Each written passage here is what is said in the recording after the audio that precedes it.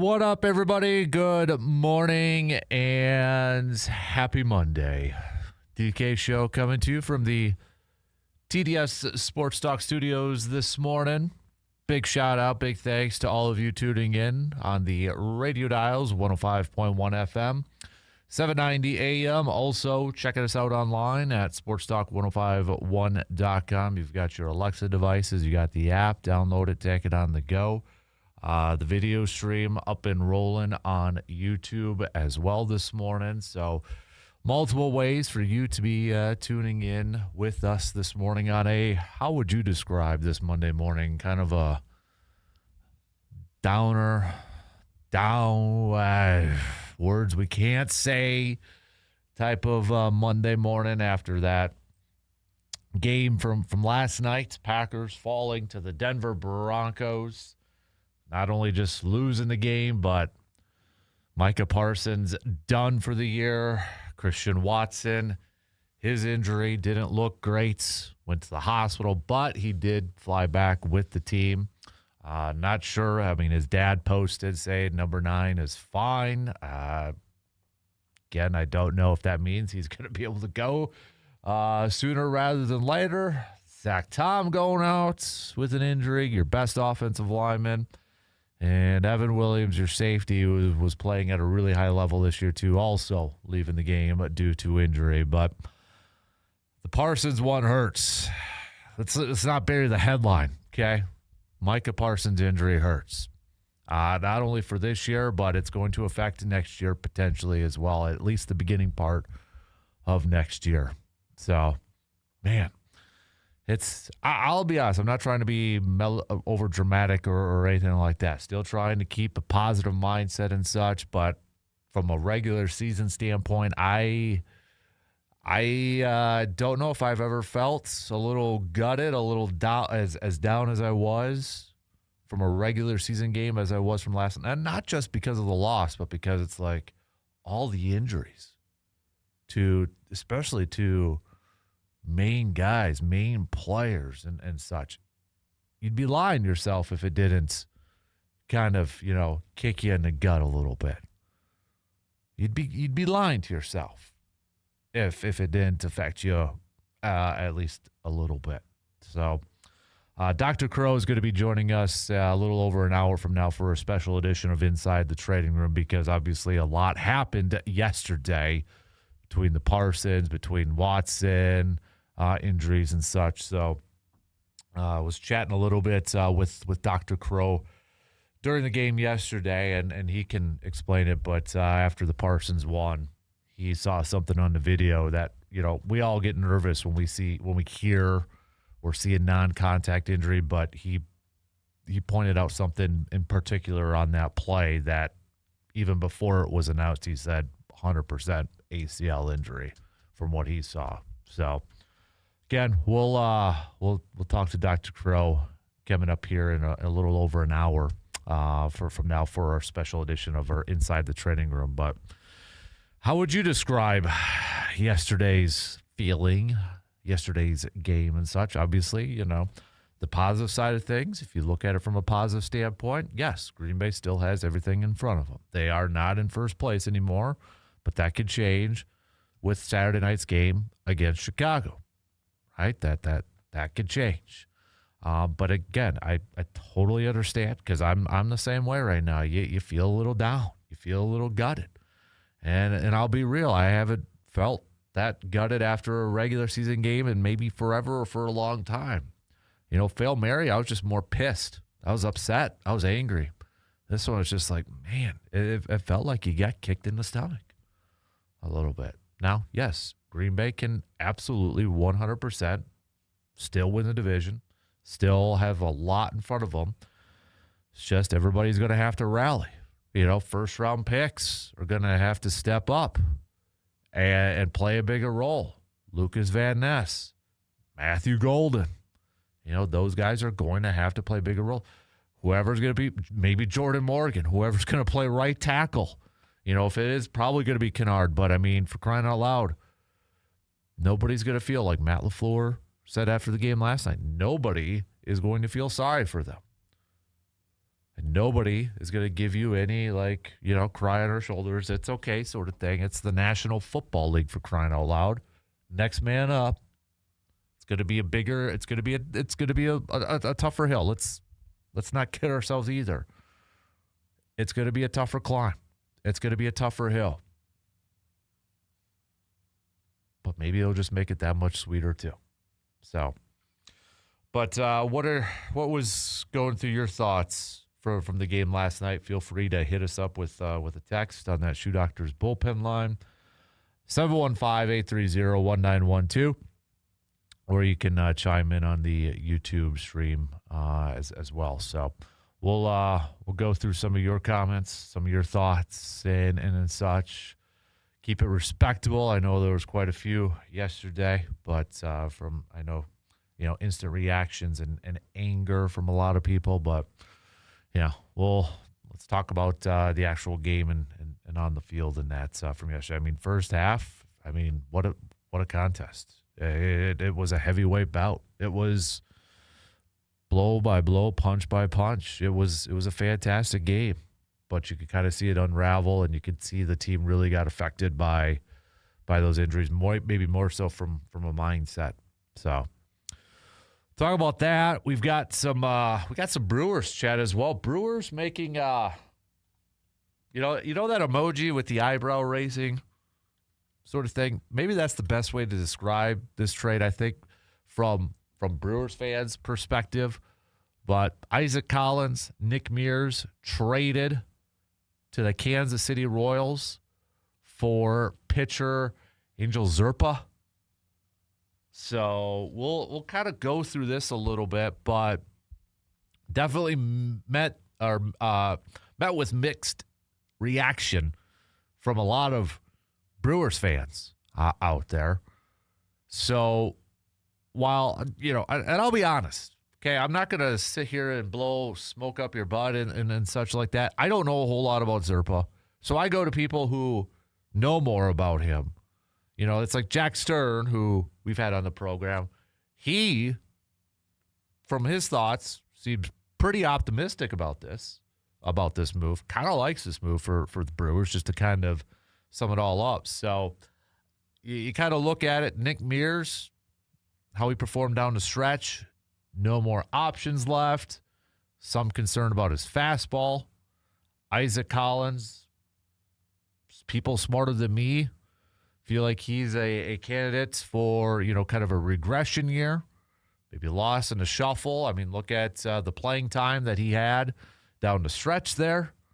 And now you bring in a big arm, left-handed pitcher who's got a few options remaining. So there's that aspects of it, but no question Isaac Collins was probably a big-time fan favorite and absolutely had a fantastic year last year.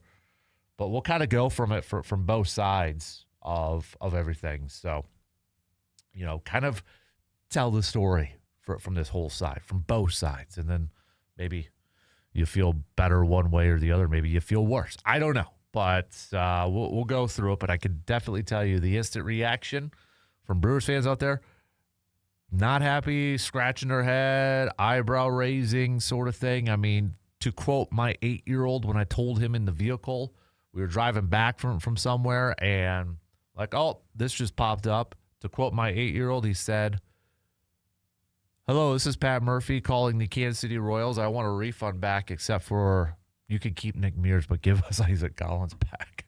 That was word for word my 8-year-old's response to that trade. So, but we'll go through it all and that. We'll throw some hoops chat in here. Bucks getting absolutely dominated last night by the Brooklyn Nets. So, I mean, if you were a hoops fan, maybe not watching that Packers game, maybe you're watching but listening to the Bucks game. I mean, just embarrassing performance from the Brooklyn Nets yesterday. Oh, God, that was ugly. But one positive thing, Badger volleyball is back in the Final Four. So we got that going for us, which is nice. On a day that, maybe a weekend that wasn't necessarily the greatest in terms of Wisconsin sports for Badger or for Bucks, Brewers, and Packers, obviously. Badger volleyball back in the Final Four, taking down Texas yesterday to advance to the Final Four. So they're going to be taking on Kentucky in the Final Four on Thursday. But, even on the other side of the bracket, Nebraska's gone. They out. So maybe opens up a door for Wisconsin volleyball, playing with a boatload of confidence right now. Kind of wish they were played today or tomorrow to ride that momentum. But Coach Sheffield and that team, man, they're rolling. They're humming right now. So also on Monday, we've got, this might be kind of easy. It's our VFW Post 305 best and worst from the weekend. That could probably be pretty easy for you. And then I'm not saying, but I'm just saying. That also might be a pretty easy one for this Monday morning. I'm not saying, but I'm just saying. You know the drill. Fill in the blanks. I'm not saying blank, but I'm just saying blank. Hit me up with your picks, 715-830-1912. So, all right. Let's jump into it. Let's pull the Band-Aid off, shall we? Let's open it up on the leadoff, talking a little green and gold. Give me your, how were you feeling yesterday? Are you going through the stages of grief? Are you trying to stay positive? Are you looking at, what's in front of this team yet? They still control their destiny. They can, in terms of winning the division and such. Is that where you're at? Or are you still kind of maybe a little bit of a morning session and such? How you feeling this morning on how would you describe this Monday morning? Like, I just, the word I keep coming back to is got it. And honestly, I'll probably feel better. Let time go through it. Once we get to Saturday, I'll be fired up and ready to go and hopefully beating the Bears and such. But right now, less than 24 hours, it's still fresh, man. It's still fresh. So we'll take a break, though, and jump right into it, okay? Coming up in just a few minutes, we'll get the leadoff underway, talking a little football, talking a little green and gold after these quick words.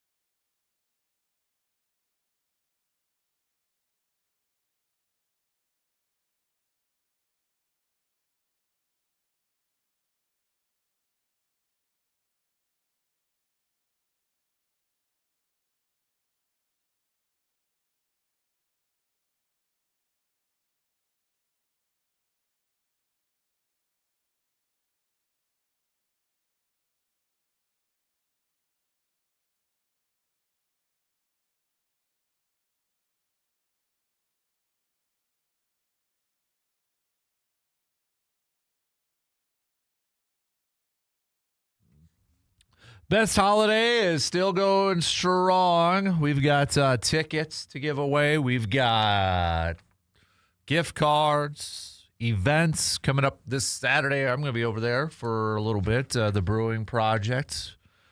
Got a little holiday markets going on Saturday from noon to 6.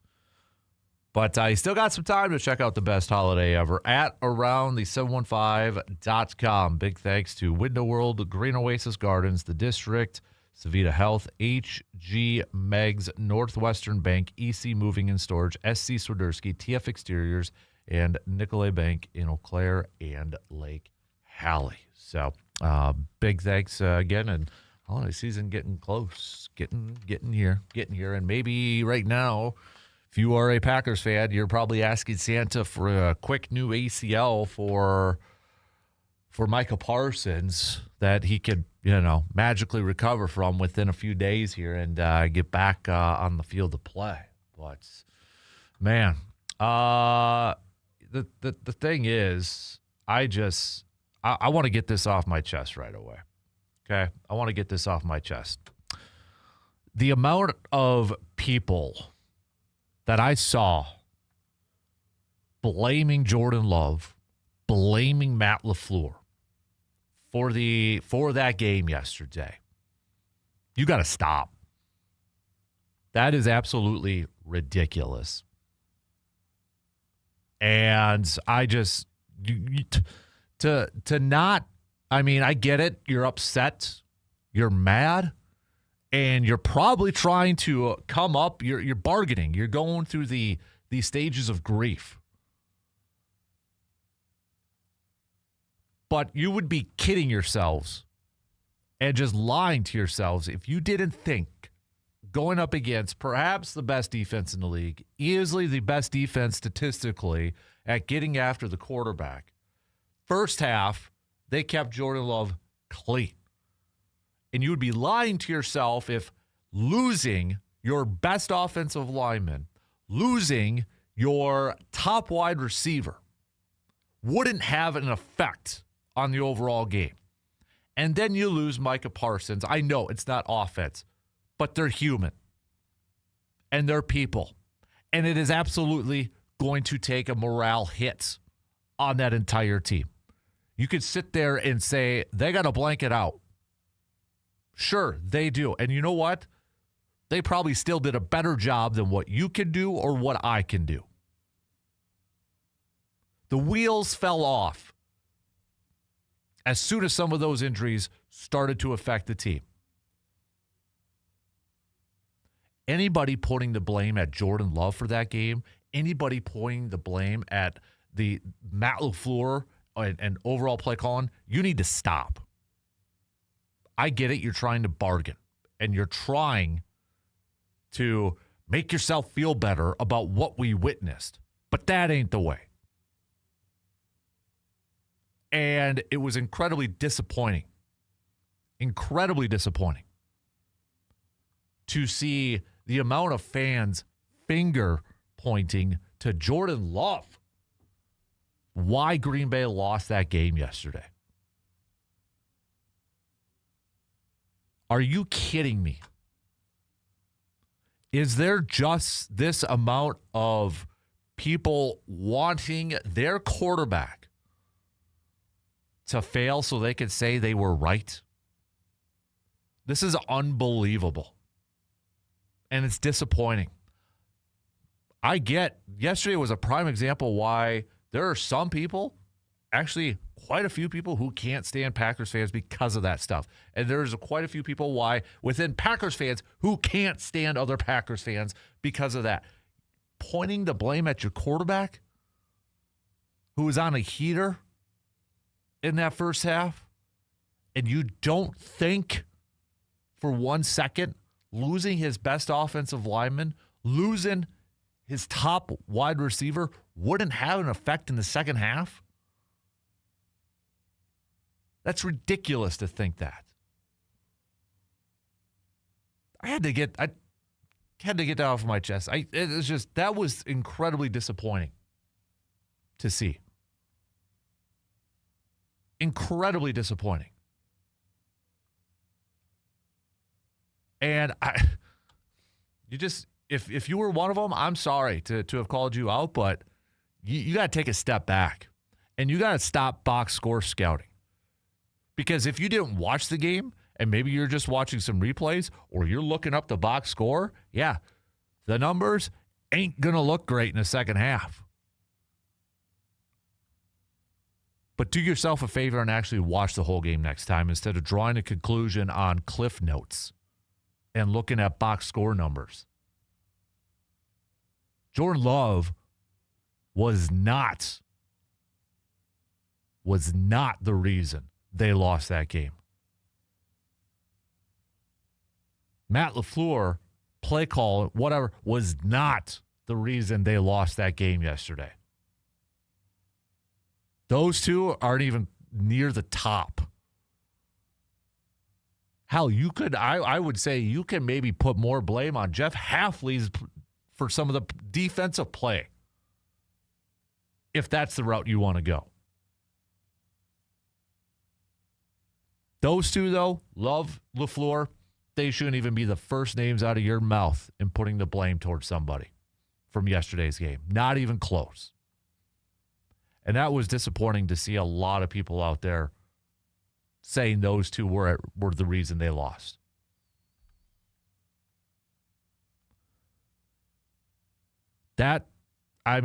You could say, hey, they got to come away with touchdowns in that first half instead of field goals. And you know what? You would 100% be exactly right. 100% you would be exactly right.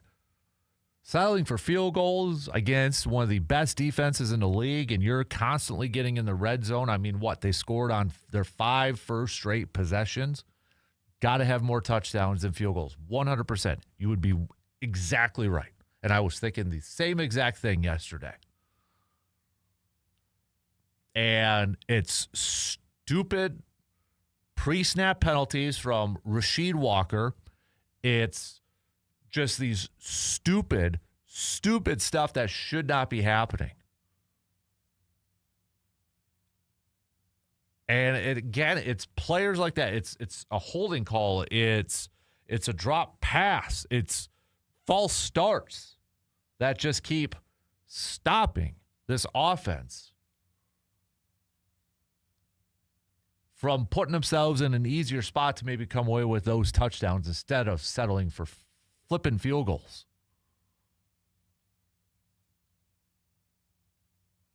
And again, you want to point out the second half of Jordan Love and his play and just completely ignore what he was doing in the first half, then you don't want to see him succeed. It's that plain and simple. You do not want to see him win football games. You don't want him to succeed as the quarterback of the Green Bay Packers. It's as simple as that. For whatever reason, you don't want it.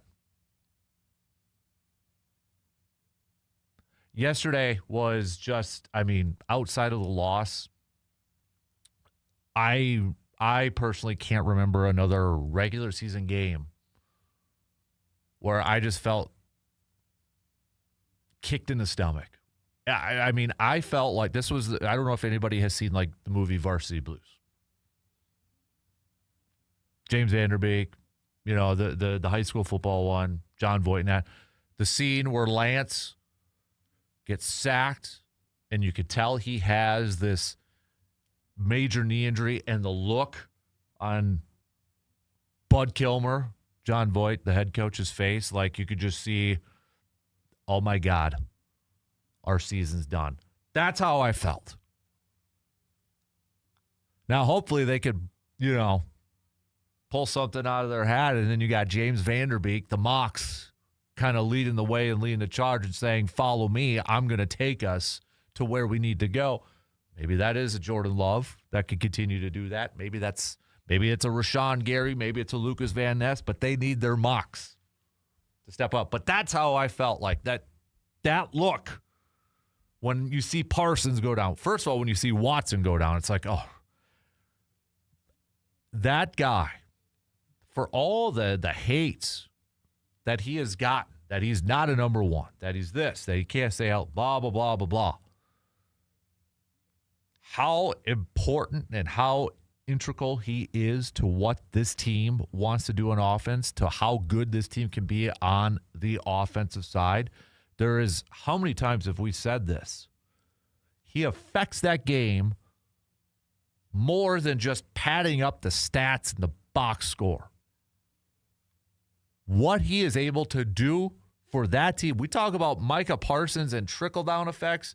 Christian Watson has a similar effect on the offensive side when it comes to his other receivers. The amount of tension that he draws. No, he doesn't put up Jamar Chase numbers, Justin Jefferson numbers, CD, whatever number one wide receivers you want to throw out there. He doesn't put all those out there. But the amount of respect that he gets from opposing defenses that opens up things for the rest of the offense, it's evident. It is clearly evident. Anybody watching should know this. And when he goes down, it was, and on that throw, the kill shot, going for the day, coming right. A lot of other coaches would call that same play a one-on-one. And you rewatch it, Surtain made a hell of a throw or a hell of a play, catch-up speed. I'll admit it, I don't know if I would have gone for that one. I probably wouldn't have. But I'm not an NFL head coach, and I'm not going to pretend like I'm smarter than an NFL coach or an NFL quarterback or player at this point. But that injury right there, that play, that's what kind of turned it around there. And I really, really hope people are not saying same old Christian Watson can't stay healthy, putting the blame on him. I'm sure there is, but jeez. I guess misery loves company for a lot of people. But that took a huge hit on the morale. And then Zach Tom. I mean, Green Bay's offensive line was doing a fairly decent job. Jordan Love didn't get sacked in the first half, and this was the best defense in terms of getting after the quarterback. Of course, there is going to be a down in talent and play when your best offensive lineman goes out. Because what happened after that? Jordan Love was completely under duress. And then the Micah Parsons injury was just kind of for lack of a better phrase, the cherry on the top. I mean, just a kick in the you-know-what.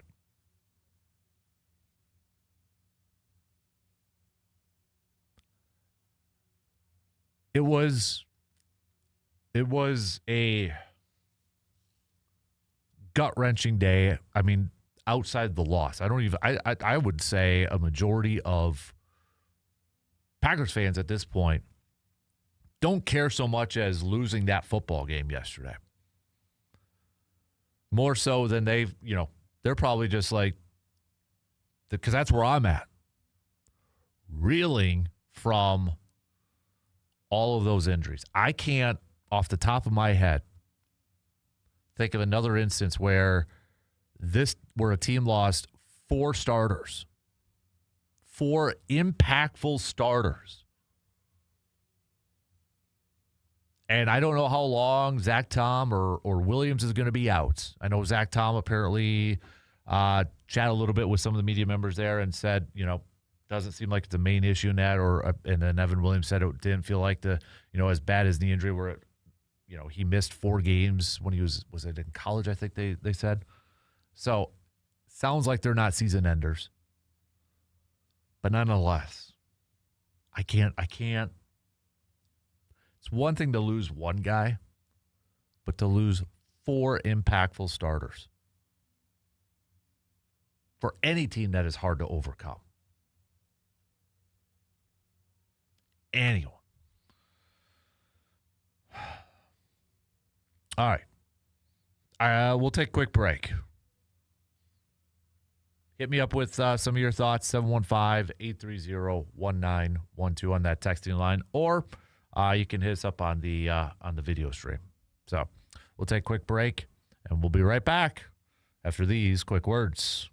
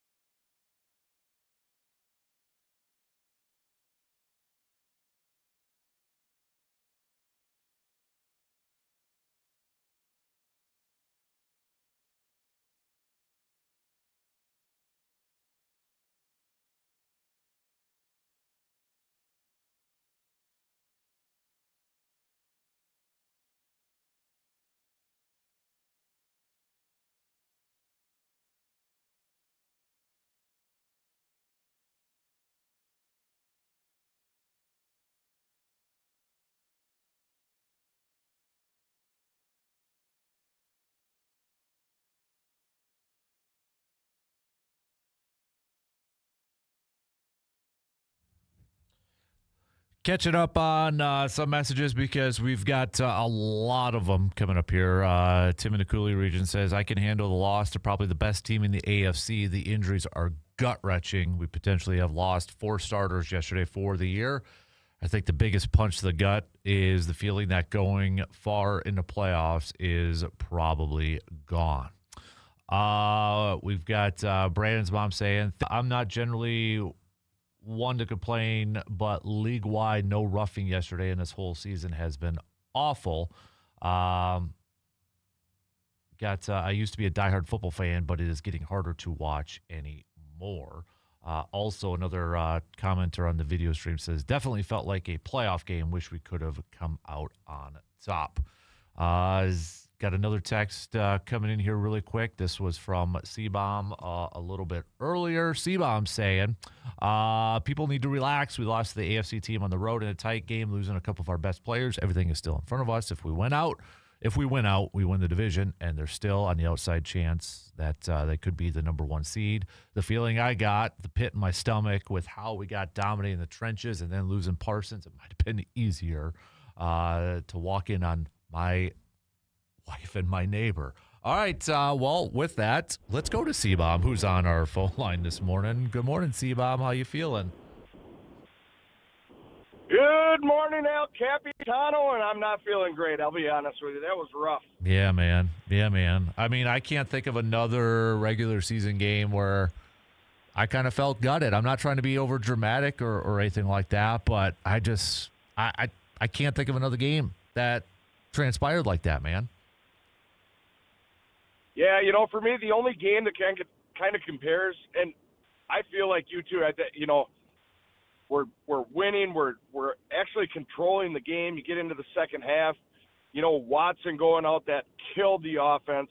And anybody blaming Love and LaFleur, I mean, get real. You're not watching anything other than the score and what's going on. Losing Watson actually killed that offense. And then, the losing Parsons obviously is a kill shot. We got dominated in the trenches. It was an ugly game. But it's a regular season game. We still have the season ahead of us. The only game I could think of like this in a regular season aspect, walking away from it, feeling this sick, is when Rodgers broke his collarbone against Minnesota. Yeah. And in that game, our season, we knew our season was over. At least we still have our season in front of us. Lucas Van Ness, he's no Micah Parsons, but it's not like he's some guy you're pulling off your couch who's 44 years old coaching high school football at the quarterback position, right? Yeah. So there's still good things in front of us. I would agree with that. I mean, I think, after they get over the grieving process and such, they still have everything in front of them. And, yeah, they're going to have to count on guys like Lucas Van Ness, Matthew Golden, hell, Rashawn Gary, to kind of step up. And it's not going to be one person that can overtake, like Matt LaFleur was saying last night, it's not going to be one person that can replace his Micah Parsons. It's got to be a collective effort at this point. So everything is still in front of them. And I think, too, I don't know your thoughts on this, C-Bomb, but you could tell that Packers team yesterday, you could tell they were just morally affected by all the injuries. And I know some people are just going to blame them, saying they got to forget it and tone that out. But, I mean, for crying out loud, we're all human, right? And that's going to affect them at some point during the game. Absolutely, they're all human. And they went in with a specific game plan on both sides of the ball, and both those game plans got totally wrecked. You said it, Christian Watson, defenses have two. There was one play they had 3 guys covering him. Yeah. There was another play where Watson went inside, pulled 2 defenders with, and I can't remember if it was Reed or Golden, caught a 15-yard pass on 3rd down for 1st down because everybody went with Watson. So that it changed the game. Let me ask you this, Dan. Before the Micah Parsons trade, what was our expectations of the season? Did we feel we were Super Bowl contenders at the beginning of the year before they got Parsons? Probably not. Probably a playoff team, but maybe a little bit similar to last year. And, I mean, we were going to go into the season with Rashawn Gary and Lucas Van Ness as our starters on the edge. And that's what we got today. And I would argue that Colby Wooden is better than Kenny Clark. So, really, we're not in a worse spot than we were in July. So let's circle the wagons and go into this thing. The season's still ahead of us. yes, it sucks losing a game like that.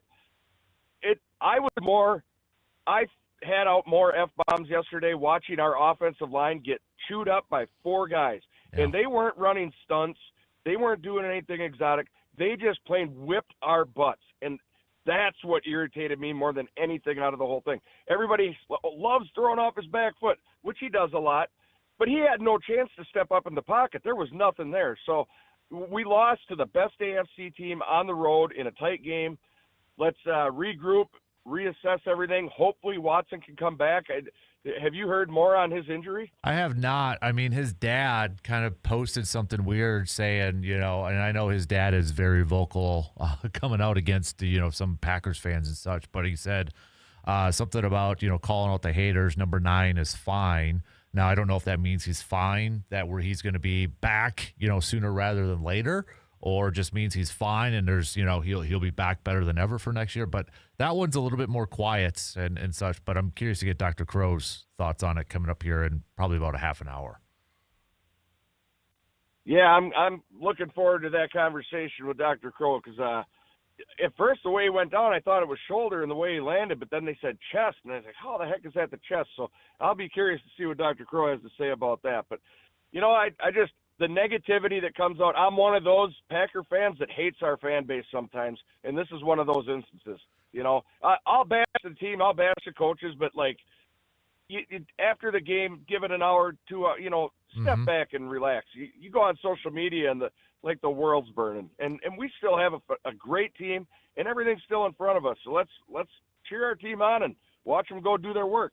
And I'll be honest, Bob, I don't know if other fan bases do the same thing, but you touched on it. I just, we talk about the Jordan Love thing and the Matt LaFleur thing and how many, fans just nope, he was awful yesterday, or he's not a good quarterback, or LaFleur needs to be fired and such. I just but is it part of the job of being a fan is to support your players? And, like you said, yeah, you could critique them and you can analyze them and you could call them out and that sort of thing. But I almost feel like there's a chunk of people who just want to see these guys fail to prove their point right. And I don't know if that's really being a fan of your team.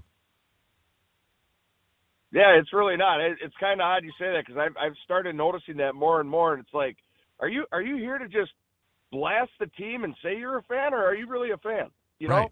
So the Jordan Love thing, I am so tired of the Jordan Love haters. Look, people, he's not going to be Joe Montana. He's not going to be what Aaron Rodgers was. He's Jordan Love. Quit comparing him to people. And if you can name me, I go back to this and I say it every time. All right, you don't want Jordan Love. Let's get rid of him. Who are we replacing him with? Yeah. If it's Malik Willis, there's a reason he's not starting in the NFL. Okay, right. People? So, yeah. I'll get off my soapbox, but Jordan Love is great, and we can win with him. He's some of those throws, I feel like, in that first half, that one throw to Romeo Doubs, yeah, it was on his back foot. But, that's a throw that not a lot of quarterbacks can make, for crying out loud, right? And it was one of those instances with that game yesterday. There was people saying, oh, he's throwing too much or throwing too deep in that. But were they the same people that in the first half they were saying, let Jordan Love cook, let him throw the football more? You can't have it both ways, right? You can't at one instance say, oh, we got to let Jordan Love throw the football down the field. And then when he is throwing the football down the field, oh, we got to stop doing that. But, his throw, that Romeo Doubs throw was a special throw, for crying out loud. People got to give him respect for that. Yeah, not only was it special, if you go back and watch that replay, you're talking the one up the right sideline, right, Yep. for a first down? Yep. Yeah. So if you go back and watch that replay, Dobbs hadn't even turned his head or made his break, and he's letting the ball loose off his back foot and dropped a dime. And you go to the play where Christian Watson got hurt. He actually underthrew Watson a little bit. That's kind of why it got picked. If he could have led him a little bit. Yep. But why couldn't he lead him, and why was he throwing off his back foot? Because he had people in his lap, and he couldn't step up in the pocket. So exactly. This game is a game of inches, and Love is putting it where he needs to do it. And I love watching this kid play. He is cool. You don't know if you watch him play, you don't know if they're up by 20 or down by 20. Yep. He just does his thing. And we're lucky to have him. So all these haters, get lost. Go cheer for Minnesota. Go deal with that up and down thing with J.J. McCarthy. I can't stand the Packer fans that are so entitled. It's like, let's cheer on this team and let's get behind them. Let's go. Right. Yeah. I mean, instead of, finger pointing after, all this, let's rally behind them. Like you said, that's the job as a fan. That's the number one job as a fan. It's to rally behind your team and not always point the finger and critique everything. Exactly. And another dime, another great throw, and even a better catch. How about that touchdown to Josh Jacobs? Oh, dude. And he can only throw it in one spot. Yes. He can only throw it in one spot, in that catch. Woo. I'm glad you brought that up because I'll admit it. I forgot about that one, but oh, my God. And to think about, that's Josh Jacobs' second receiving touchdown in his career. Second. That's it. That's crazy, isn't it? Yeah. That's crazy. That was a wide receiver, sticky, strong hand catch. That was phenomenal. And he Love put that in the only spot possible on 3rd and 15, people. That was like, you can't get better than that. Right. So, I agree, man. I don't know. I'll get off my soapbox, man, but it was we got to rally behind them, and the season's still ahead of us. I agree. We can still do it. So. Yep. All right, buddy. You got me pumped up. Thanks for the phone call this morning, sir. Drive safe, okay?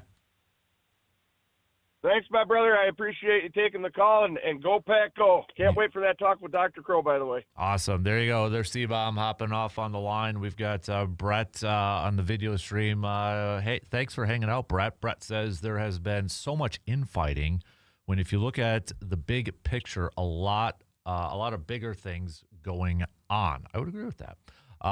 We've got Living the Dream Jeff. Morning, Dan. I'm more upset about the defense. Why does it seem that 3rd and long, whomever we play can pick up a first down right in the middle of the field? We've lost 6 really good players this year. Hard to overcome. I will admit, Jeff, that is something, too, that just kind of grinds my gears. I don't know if it's a defense that is lacking in communication with their zone defense, but you're right. There were more than just a couple of instances yesterday where middle of the field just wide open, and you rewatch it. The corner's handing it off to the next guy. They're in a specific zone.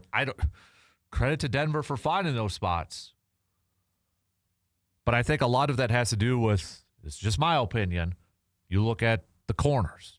They don't have a shutdown corner. I think we already know what probably they're going to target in the offseason, or maybe early on in the draft. They don't have a first-round pick. They got to find a shutdown corner. They got to find a corner where it allows you maybe to play a little bit more of an aggressive coverage. So, Mark says, great job, C-Bob. Your comments just picked me off the mat and got me pumped. That's what I keep trying to tell myself. Victory is just going to be more sweeter if they can pull this off and overcome these obstacles. All right, plenty more to get to, more comments to get to. We got to take our final break for this hour, so we'll do that. But continue to hit me up, 715-830-1912, or on the video stream. Hang out with Brett and a few others who are over there too. You guys got some interesting handles, so usernames. Is it Sensation84, and is it something Godrib 333? I don't know, but Godrib 333 said yesterday was a well-called game by the head coach. So, all right, we'll take a quick break and get back to more of your comments coming up after these few words.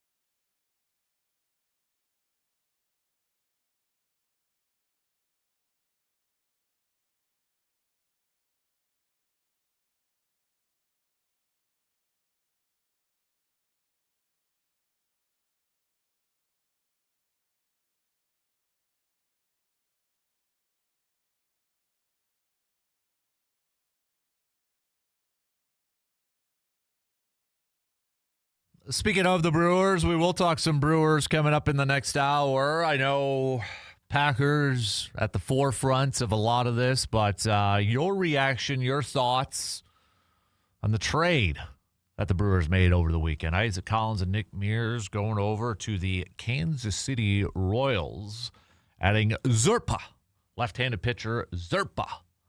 What was your reaction? Maybe because I'll admit it, and I think a lot of us were probably the same.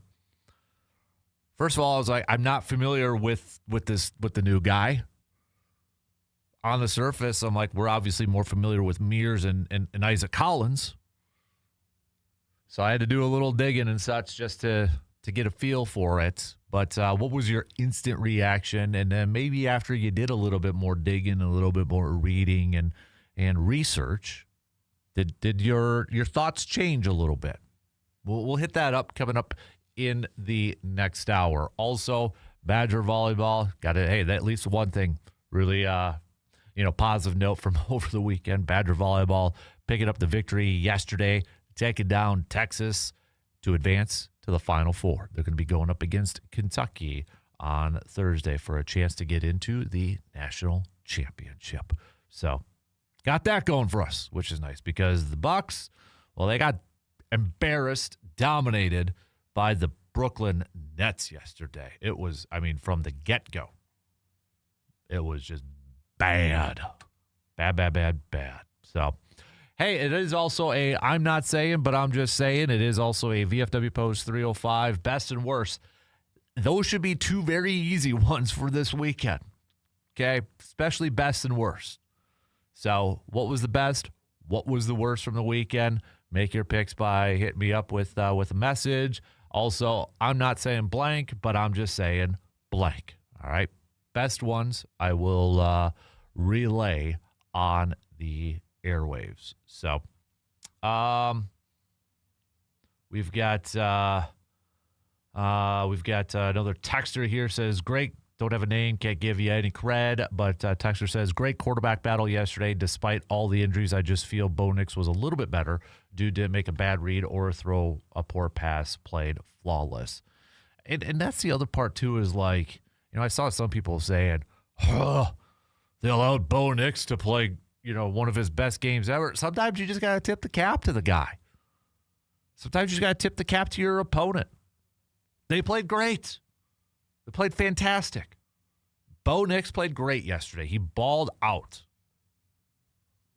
And as frustrating as it is that it happened to your team, our team, you just got to tip your cap at that point. And just acknowledge, guy played great. Guy was awesome.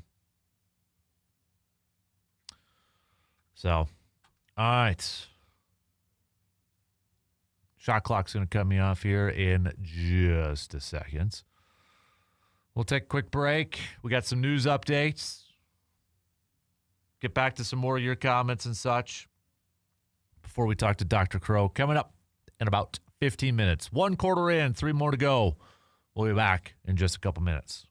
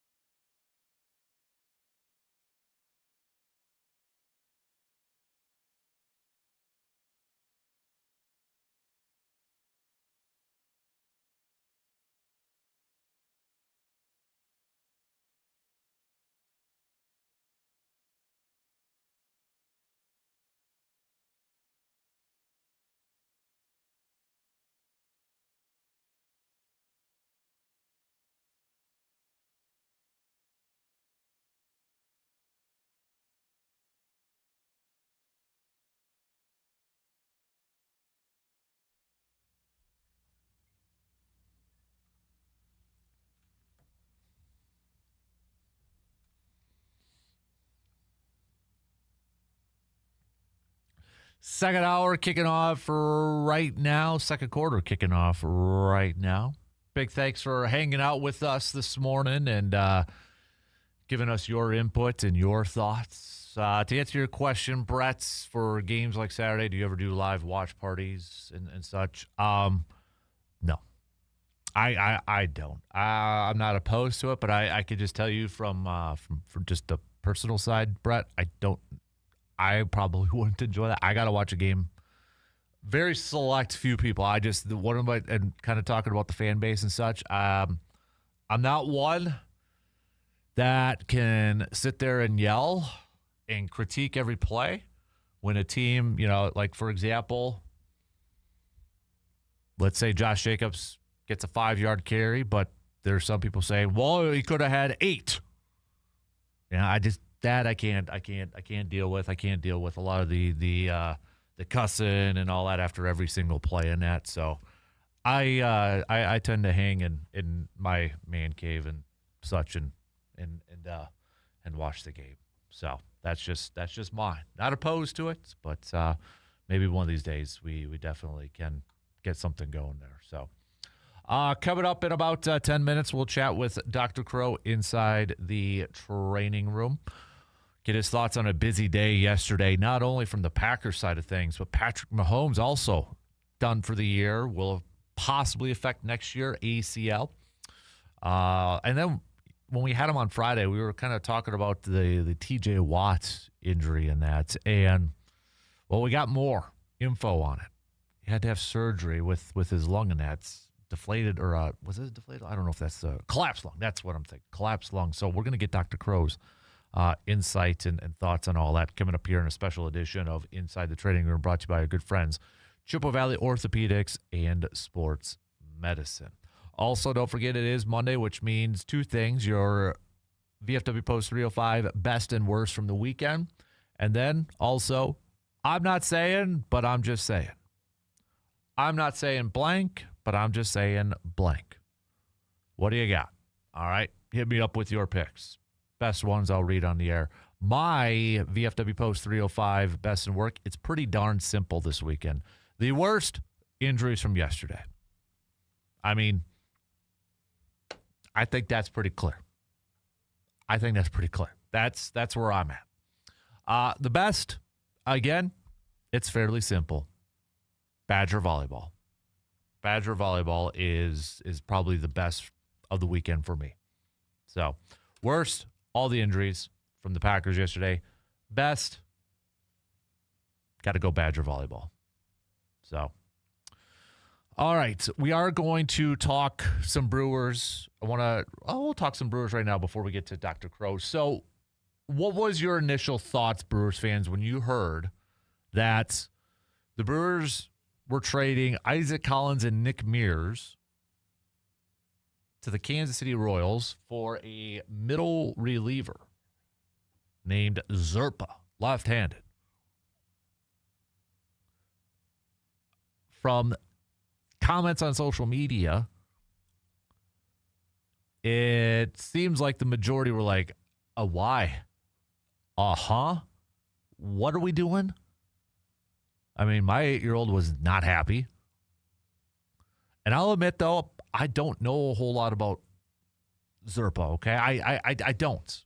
I don't know a lot about him. So I got to go to people who know more about it. One of them was Jack Stern, who we've had on our program before, covers the Milwaukee Brewers. And a couple notes from him. He said Mears and Collins are regression candidates and were guys to sell high on if possible. The Brewers cashed them in for a breakout candidate in Zerpa, who has really strong stuff. And it's a good piece by Jack Stern. If you want to check it out, brewerfanatic.com. And just kind of reading a little bit from his piece, it says the Brewers gave away more 2025 value in the trade than they brought in. Collins and Mears combined for 2.6 WAR this season, with the former finishing fourth in National League Rookie of the Year voting. Zerpa, meanwhile, contributed just .3 WAR and a 4.18 ERA out of the Royals bullpen. Despite their recent success, both Collins and Mears had unclear outlooks in Milwaukee. Collins overperformed his expected results based on his quality of contact, and his defense fell off badly in the second half. Mears lost a tick of velocity, leaving him without a fastball that could miss barrels and tanking his strikeout rate. The Brewers, undoubtedly aware of those trends, moved them into lesser roles down the stretch. Collins received just 10 postseason plate appearances, and Mears was omitted from their NLCS roster. Zerpa, meanwhile, is trending more clearly in a positive direction. Whereas Collins and Mears' peripherals suggested their performance was actually slightly below average at the plate and on the mound, Zerpa is well above average. 3.38 SIRIA and 3.36 DRA were a lot of analytics and stuff. I get it. Were career bests. His 117 stuff plus tied him with new teammate Abner Uribe for 16th among qualified relievers, pointing to his greater potential to be a significant piece moving forward than the players the Brewers gave up. The best pitch in Zerpa's arsenal is a 96.4 mile per hour sinker. It sinks more than expected from his arm angle, which helped him post an elite 62.3% ground ball rate in 2025. So, to sum it all up, essentially, the Brewers moved on from two players they thought would regress, or maybe Mears regressing and Isaac Collins overperforming last year, to a guy that they feel like is trending upward, that they're moving on up. Like Zerpa is going to be a really great addition. His arrow's up. They feel like, Brewers, being they, feel like Mears' arrow is trending downward, and maybe even Collins' arrow is trending downward because Collins was an overperformer last year, and Mears maybe losing a little bit of his stuff. I guess the question is, as Matt Arnold and this Brewers front office earned your trust over the years for some of the decisions they have made, do you trust Matt Arnold? Do you trust his thinking and moves like this? For what it's worth, I did ask Brandon about it, and he said, don't know much about Zerpa, although Jack Stern paints an optimistic view. Wasn't surprised to see either Mears or Collins dealt. Not sure how to gauge their value. People complaining they gave up way too much, don't know the value either. At this point, I'd say Zerpa is pretty interesting, and I trust Matt Arnold and the Brewers to identify and grab interesting relief pitchers. Doesn't mean it always works, but there's a track record of success there. So it just boils down, do you trust Matt Arnold? Do you trust the Brewers when it comes to decisions and moves like that? Guess it remains to be seen. All right, we're going to take a quick break, and then we're going to bring in Dr. Crow, Chippewa Valley Orthopedics and Sports Medicine, for a special Monday morning edition of Inside the Training Room. He'll be joining us coming up in just a couple minutes.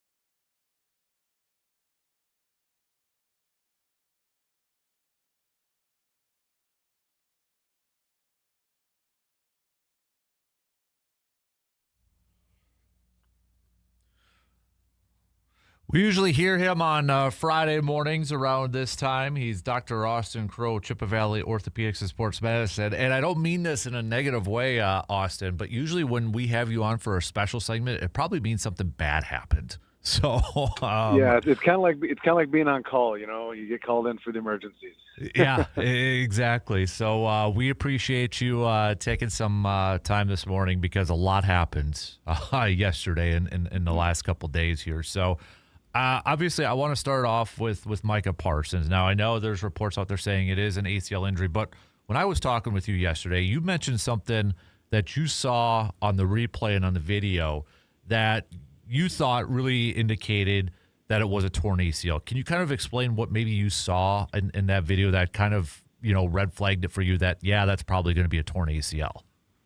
Yeah, so, the first replay from the side, you kind of saw like a little bit of a buckling, but it was that second clip where when you're looking straight on and you saw his knee fall in and then do like that, it was like basically like a little shift. So what's happening, you can visibly see the ACL tear, and what happens is the tibia shifts. And so the knee falls in, we call it valgus, and then there's a little rotation that goes with it, and then you see the pop. So, I mean, I would be willing to bet every dollar I have that it's a torn ACL. I mean, that's just absolutely what it's going to be. So the MRI, I can pretty much guarantee is going to confirm that. Obviously, the hope is that's an isolated ACL, not any additional meniscal or cartilage type injuries. Now, ligament-wise, I don't think any other ligament's likely to be injured with this type of mechanism, so it's unlikely to be an MCL. Certainly, PCL, LCL should be fine. So it's almost certainly going to be that ACL. Again, it's that video where you look straight on, you literally just see that knee buckle in, and there's actually like a pop and things shift just for a subtle second, but that is very, very telltale sign of a torn ACL. So obviously, you I don't know how many Packers fans have been reaching out to you or asking you, but I'm sure a lot of fans are like, okay, so how soon can he come back? The recovery, and this is something we've talked a lot about with ACLs, right? I mean, not everybody's Adrian Peterson who can just come back in a matter of months and such. We know Micah's an elite athlete and such. But I guess my question to you is, like, when you perform an ACL surgery, is there anything that you see during the surgery that may give you an idea on recovery time, or is it essentially based all on how the athlete is recovering in the rehab process? There's multiple things that go into it. I mean, one of the biggest ones on the way in is like, what's the injury pattern? So, I mean, not all ACLs are created the same. So, I mean, you'll come across some ACLs where it's a situation where there's what we have these additional injuries. Some of the most dreaded ones, of course, being our cartilage injuries. But sometimes you'll have multiple ligaments involved. Sometimes you'll have significant meniscal tears, and those all play a huge role in the recovery timeline. Often, especially out the gate. So let's say he has a meniscus that needs to be fixed, then he's going to have limited weight bearing. If it's just an ACL, sometimes they can start walking more quickly. All those things play a role in how the leg recovers. And so kind of once you're past that first hurdle of like, what do you actually need to do and what do you actually need to fix, then it comes into like, how's the leg respond to the surgery? So there are some people who come back at the first visit and just there's marked atrophy, excessive swelling, stiffness. And it's not like the surgery went any different. It's just kind of like the body's responding to the surgery differently. On the other hand, you have some athletes who come back and it's like, wow, your leg looks pretty dang good. They just, when they come out the gates like that, they just tend to recover more quickly. Now, there are certain timelines that we just adhere to. So really very few surgeons do, and they really shouldn't be going earlier than 6 months. So 6 months is the absolute earliest. Often we're looking at more of like a 9, and you're starting to see, especially in these, NFL, NBA type athletes, they're actually waiting a full year. And there's not really any hard data to say 6 months versus 9 months versus 12 months. There are studies that are starting to show that the longer you wait, the lower the re-tear rate is. Of course, at some point you say, hey, the leg looks good and it feels good. Let's get back out there and play. So my guess is to try put an actual timeline on it. I would guess 9 months would be a very solid guess of he'll have his surgery in all likelihood in the next week or two. 9 months from now, he'll be back on the field would be a good guess. And then he wasn't the only star player over the weekend to tear an ACL. Patrick Mahomes, I mean, first off, the Chiefs eliminated for the postseason. First time since 2014, or I believe was the year. I mean, I think I saw. I think I saw a graphic too. This is the first playoffs that we haven't had either a Tom Brady, Peyton Manning, or Patrick Mahomes in the playoffs since 1998, for crying out loud. So, yeah, that's a crazy stat. You're right, exactly. So I don't know if you witnessed something similar in that video clip to Patrick Mahomes' ACL, but I mean, he really struggled to get off the field and really needed help. And it's weird too. I don't know if this is. We see guys getting helped off the field like Patrick Mahomes, who had a torn ACL, but then we see guys who just look like they're walking normal. I mean, is that just could it be a different type of tear to ACL, or is it just pain management? Is there something to that effect? Yeah, I mean, you are right. There are guys who will trot off. I mean, occasionally we'll get an athlete who just says, like, I think I kind of dinged my knee. They'll finish the play. Yeah. And then you examine the knee and you're like, I think you might have torn your ACL. And then, they look at you like, what? And other guys who are on the field, like, screaming. It's not about how tough you are. I mean, there's always, different levels of energy that go into an injury. And so I think how much of that energy is imparted into the knee. You get really severe bone bruises, sometimes not quite as bad with others. Like I mentioned, there's also sometimes additional ligaments torn. So back to your first question on Mahomes' video, you certainly could tell right off the bat it was a serious knee injury.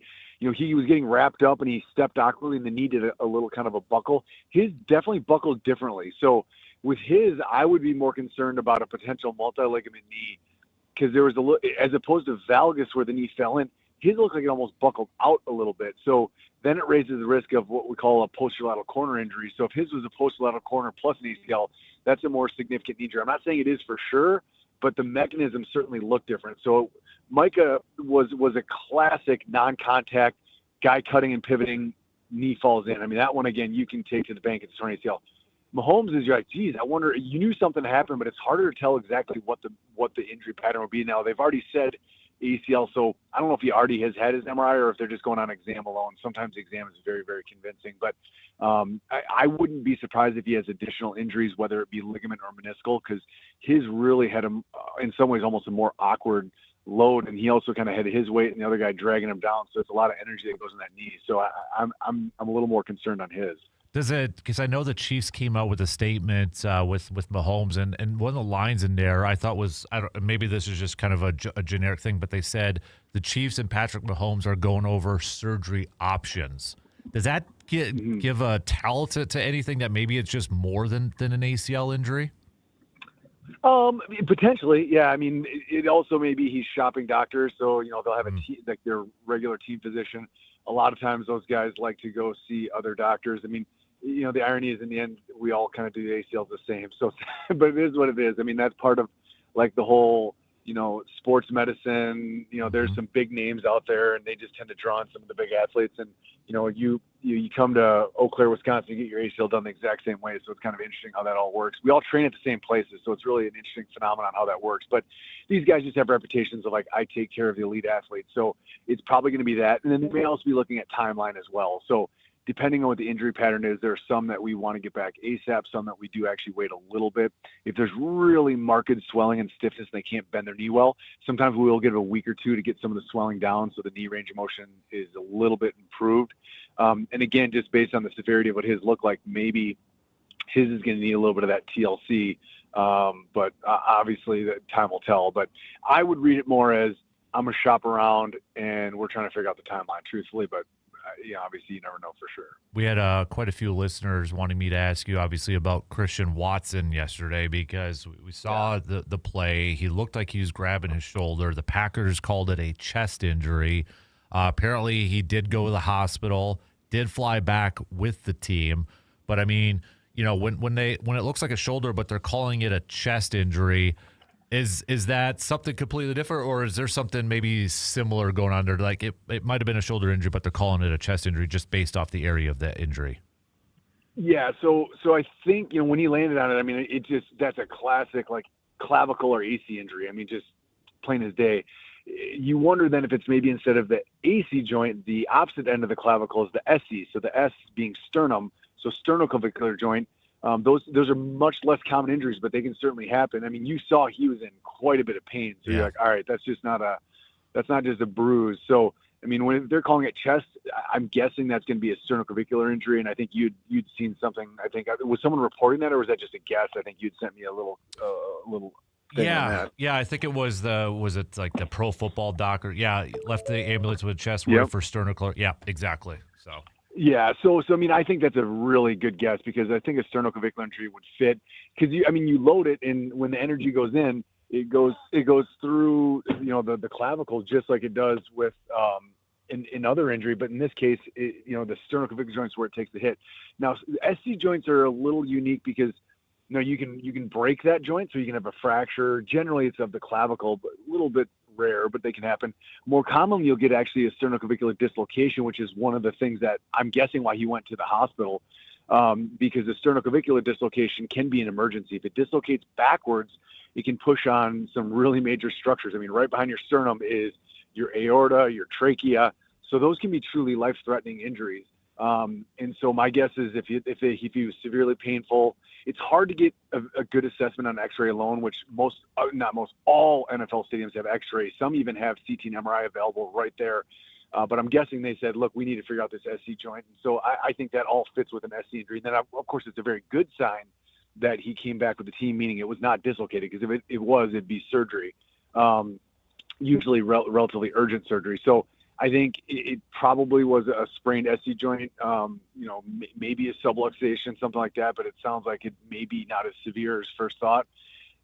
Timeline of those is really variable because I'm sure that's going to be the next question is like, how long will he be out? I mean, in theory, if it's a stable joint, it's like an AC separation. Like you can go back when you feel comfortable. The problem is those tend to hurt a lot. It hurts mainly with like lifting your arms up and out, which turns out wide receivers do a lot, whether it's catching or blocking. So this, I'm guessing, is going to sideline him for a bit. The question is it going to be season ending? I don't think that, but it certainly would affect my guess is into the playoffs, or at least close to that. But we'll see how severe the injury was. But I think it does fit to be an SC injury. I bet that's what it turns out to be. Really quick, last one for you, because we were kind of speculating about him on Friday, TJ Watt, and then JJ Watt, his brother, breaks the news that he underwent surgery to stabilize and repair a partially collapsed lung after dry needling treatments that he was undergoing at the facility. So, I mean, from my understanding, is that needling treatment to relieve like some like kind of a physical therapy type of thing, or how rare is this to happen? Well, to get a collapsed lung, a pneumothorax from dry needling is like insanely rare. I mean, so those are done by physical therapists. Dry needling can be a fantastic treatment option. I have a lot of patients that get dry needling done, and so I would not tell your listeners to be scared of dry needling. I mean, that is beyond fluke. I mean, it's almost to the point where it's like, is this like not necessarily even directly related? I don't know, because I mean, the needles they use are like acupuncture needles, so to like puncture along with that is just. I'd say fluke is just almost a step beyond. I mean, it's just really almost unheard of. So it is a very safe technique. So I don't know if he had. Sometimes you can have like little what are called blebs. So it's like a little pocket of on the lung lining that's weak, and maybe a needle hit that, so it like hit a weak spot or something. But it's really weird to have it. And then to take it a step further, I'm assuming when they talk surgery, they're basically saying they put a chest tube in, because that's how you inflate a collapsed lung. So he probably had a chest tube placed, and then they keep the chest tube in that reinflates. So basically the problem with the pneumothorax is you get air. You're like, wait, you want air in your lungs? Well, your lungs aren't just like a random cavity. The organ itself fills your chest. And so if air gets between the lung and the chest wall, that's what a collapsed lung is. And that can be dangerous because it doesn't allow the lung to inflate. So you need to remove the air. Now, if it's small enough, you just give it time and the body does it naturally. If it's big enough, then you'll put a chest tube in. So you slide a tube between the ribs and the lung, and you evacuate that air. And then once the kind of lung gets a chance to heal up, you just pull the chest tube back out. So that's almost certainly the procedure, or quote unquote surgery, that he had done. So long term should be fine. He's certainly going to miss some time. I don't know if they've actually given a timeline on it, but usually you can't avoid, or you need to avoid, like impact and heavy lifting, which clearly football has. So he may be done for at least a handful of weeks, if not the season. I'm not sure if they've actually announced that yet or not, but that's likely what's going to go on there. Man, what that's got to be just awful, knowing it's not even like a football injury, right? I mean, it was. Yeah. I mean, it is basically, it's like these tiny little needles. And it just, again, it's a very, I mean, I've had countless patients get dry needling, and generally the response is very favorable. I don't think I've had a single complication ever in any of my patients. So it's just, I mean, talk about fluke. I mean, that's like go buy a lottery ticket kind of stuff. Man. Well, Austin, we appreciate it. I know we had a lot of people chiming in right now saying thanks to tell the doc thanks for popping on this morning. So we appreciate you taking some time, because yesterday is one of those days that we got to get the expert on. So we appreciate you hopping on and giving us your insight, man. Big thanks. Yeah, it was they were dropping like flies yesterday, but yeah, I mean, it's part of the game. Hopefully these guys all bounce back well, and that's the amazing part of what surgery can do for people now. So hopefully it gets everyone back out in the field playing. Exactly. Well, hey, you have a good week, and we'll catch up with you again in a few days. Okay, bud? Sounds great. All right, there you go. Dr. Austin Crowe, Chippewa Valley Orthopedics and Sports Medicine. Again, big thanks for Dr. Crowe joining us here this morning. All right, we got to take a quick break, but we'll be back coming up in just a couple minutes.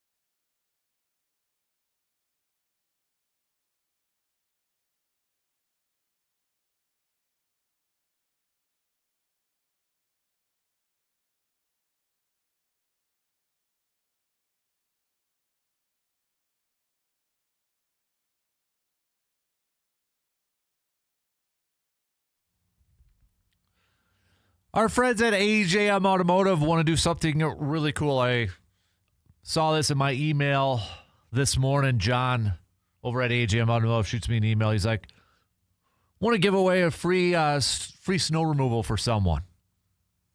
Coach or volunteer. I want to do that. Honor it for the rest of the season. So I'm going to put it out to you, our armchair MVPs. Do you know a coach? Do you know somebody who is a volunteer that, you know what? I want them to get some snow plowing done for the rest of the season.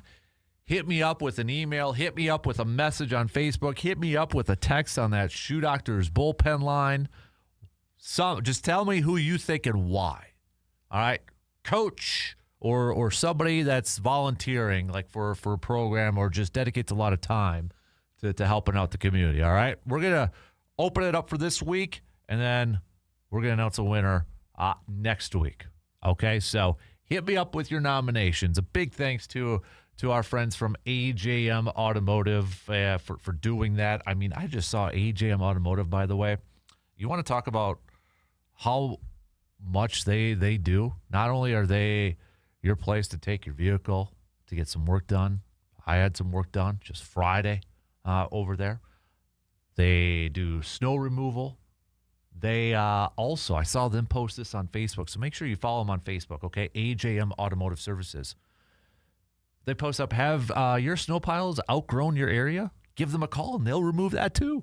So small engine work, I mean, what don't they do over there? Man, so awesome people. Give them a call, 715-835-9523 to set up your appointments. You can also check them out, 1919 Brackett Avenue in Eau Claire. Rumor has it they do make the best popcorn in the area too, so I have yet to try that. But big thanks again for AJM Automotive to offer that. So, again, if you know of a volunteer or a coach, coach obviously volunteers a lot of time too, send those on over.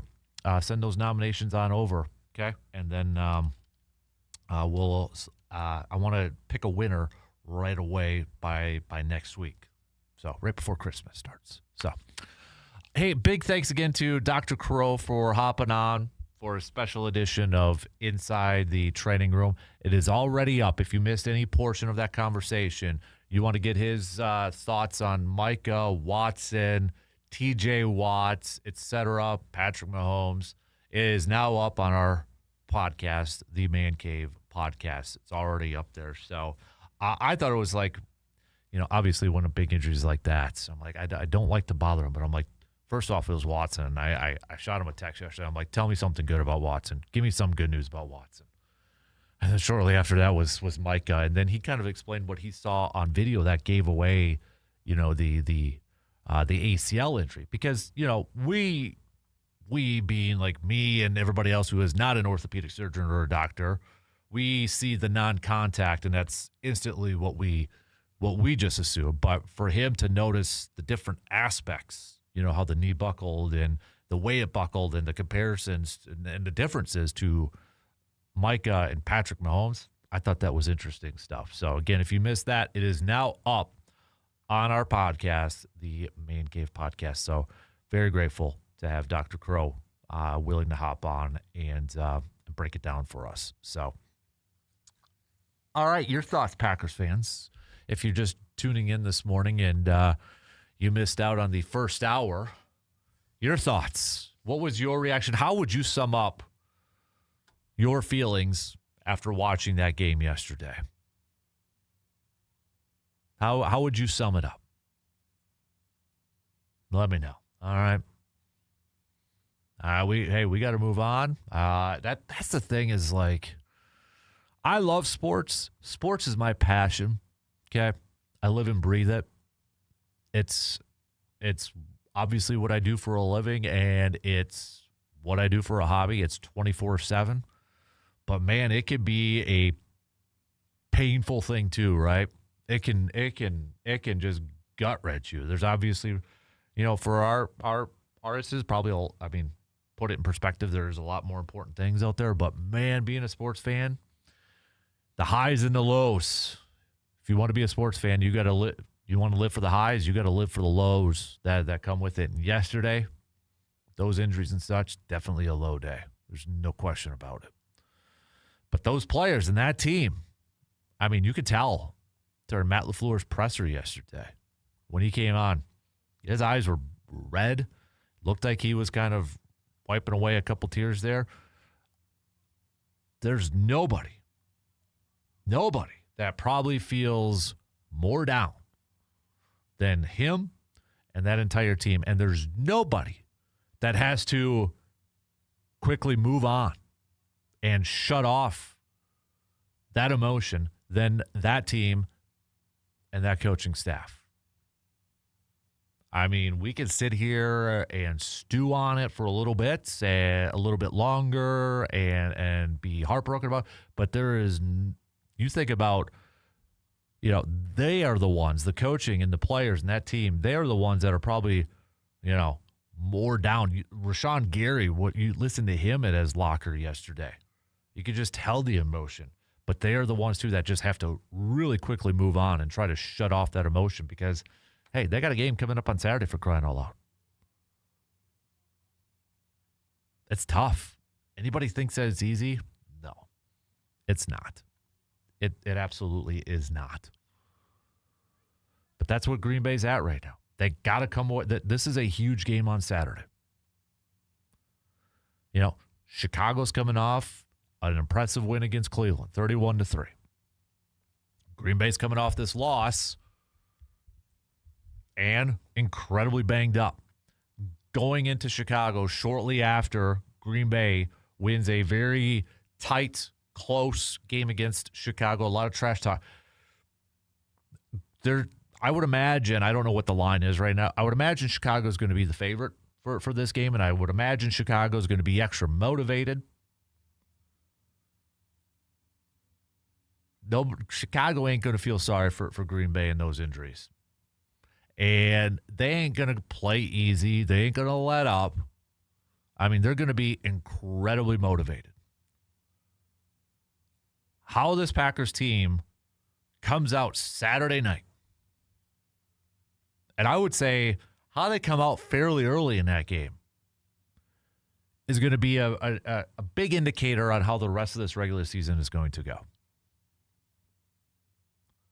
They got to come out, somebody, and probably more than one, but the leaders on this team, this is where they got to rise to the occasion. This is where they got to rise and motivate and lead this team. I'm looking at Love. I'm looking at Josh Jacobs. I'm looking at the guys who are wearing the C's on their jersey. That is the Rashawn Garys, the Xavier McKinneys, the Isaiah McDuffie's. I think Xavier's wearing a C. Quay Walker. Those guys. They need to rise.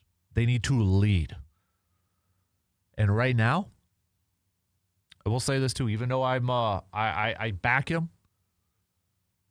these next 3 games, uber important for guys like Matt LaFleur and Jeff Hafley. Jeff Hafley, I would say, would almost solidify his chances of being a head coach if he could come up with a game plan for these next 3 weeks without Micah Parsons in there, and that defense wreaks havoc. Matt LaFleur, you got to adjust to what you don't have now from the offensive side. You do not have Christian Watson, who means so much to this offense. You obviously already lost Tucker Kraft earlier on in the season. What are you going to do now? Because what you were doing offensively when you didn't have Watson and you didn't have Tucker Kraft, that's where a lot of people were like questioning this offense. Okay, you've got what? Today, Tuesday, Wednesday, Thursday, next 4 days before you hop on a plane Friday.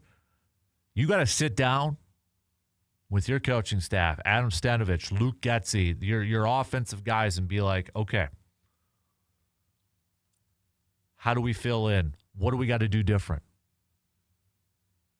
I'm looking at guys like Jaden Reed, Dontavian Wicks, Matthew Golden, baby. Is this excuse my pun, but I mean, is it a golden opportunity for Matthew Golden? It's time to rise. It's time for Lucas Van Ness to rise. It's time for Rashawn Gary to rise. It's a collective effort. They still got everything in front of them. It's like the movie Miracle. Coach Herb Brooks, when he's talking to the team before, in the last line, going out there and take it. It's like, yeah. Go out there and take it.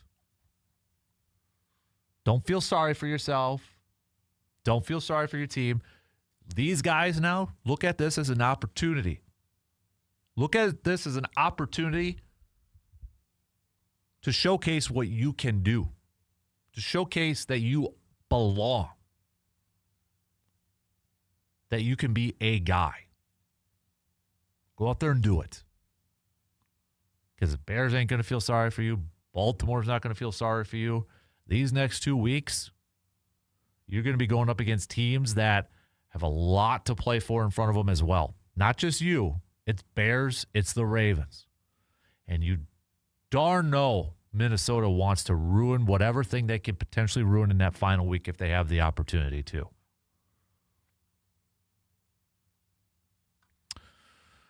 All right, let's take a quick break. I do want to get back to some more Brewers talk. So your thoughts, Brewers fans, on the trade from this past weekend, let me know.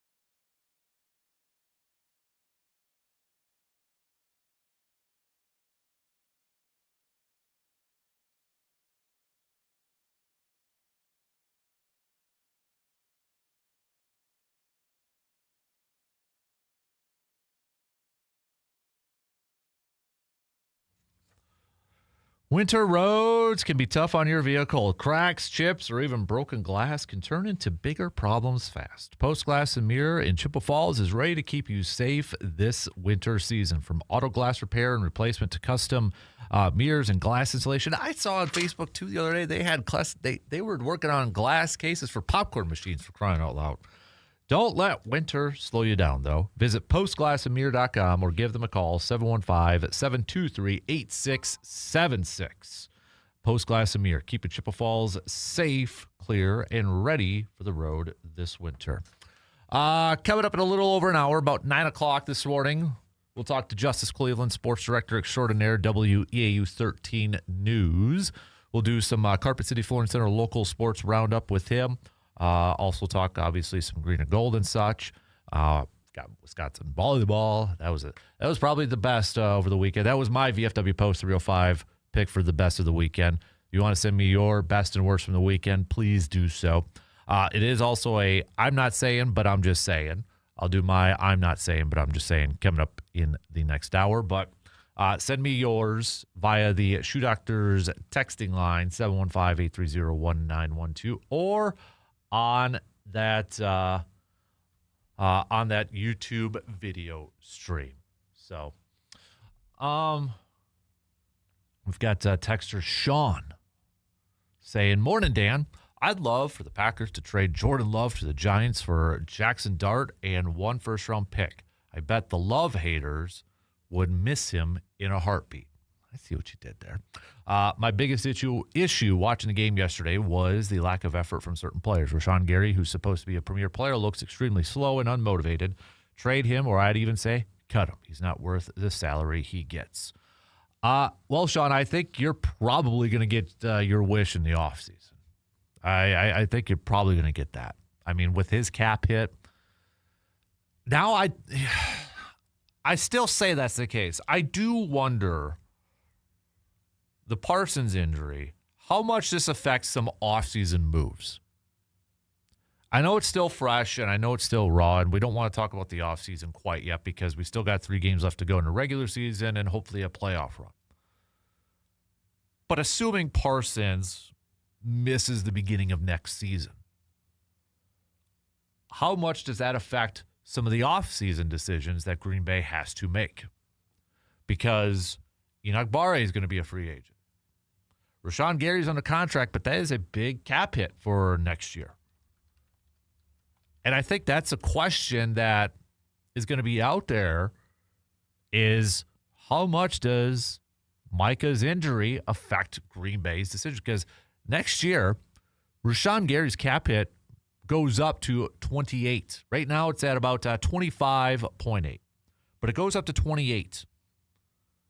And his dead cap is 17, so they would create about $11 million in cap space by moving on from Rashawn Gary. But now it's like, well, if Parsons is going to miss maybe, let's say, the first couple months of next season, do you keep Rashawn Gary? Can you afford to move on from him? Can you afford to keep him, though, too? And what does Enoch Barre get potentially out on a free agent contract? This is where as a kid, I wanted to be a general manager, but right now I do not want to be a general manager trying to figure this thing out. Because we know Van Ness is going to be there, but then what's next? Maybe it's Sorrell. They give him more of an opportunity and such. I don't know. I really don't know. Boy, Watson, we know. I haven't seen the exact report or what exactly the injury is. Now, again, if you missed our conversation with Dr. Crow, it is up on podcast, and he threw out some possibilities and such out there. But and I don't want to see people going after Christian Watson either. I just no.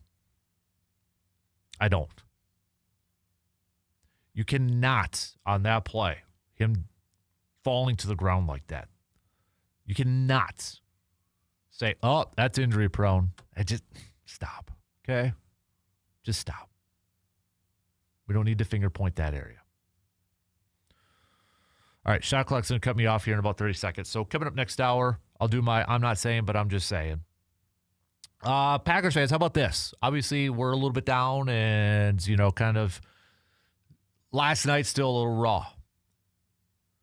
Put yourself in a motivator's shoes, maybe a coaching shoes. What's your best pep speech? What's your best Al Pacino any given Sunday motivational speech you'd give to Packers fans and maybe the Packers themselves? I know we can't use cuss words or anything like that, but let's put your best Al Pacino, face on. Ooh, maybe not face. That might not be the best one. Put your best motivating speech out there. All right. Halftime. 2 in, 2 to go. We'll be right back.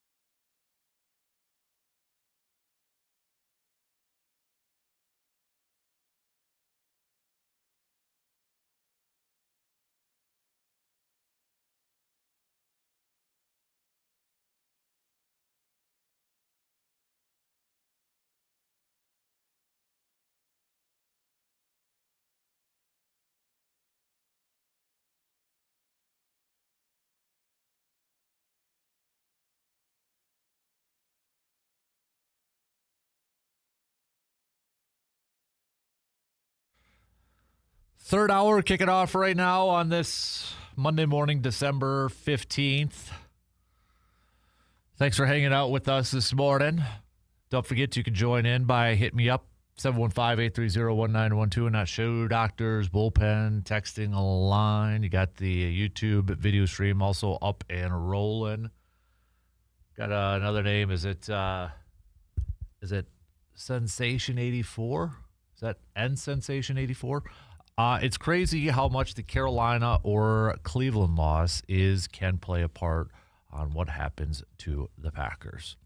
Well, I mean, Carolina's they're competing for a division, but I get what you're saying for sure. I mean, that's sports in a nutshell, man.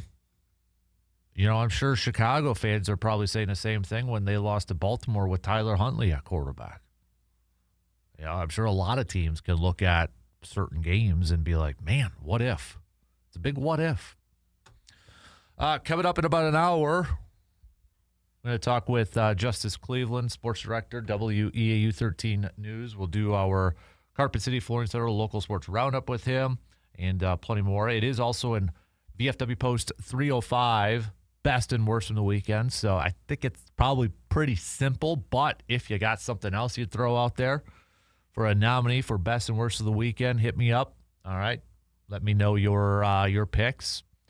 Do want to talk some more Brewers coming up here. Brewers fans, I know it's probably not at the forefront of your mind right now, but what was your reaction when you found out about the news of the Brewers trading Isaac Collins and Nick Mears to the Kansas City Royals for pitcher Angel Zerpa, left-hander from Kansas City?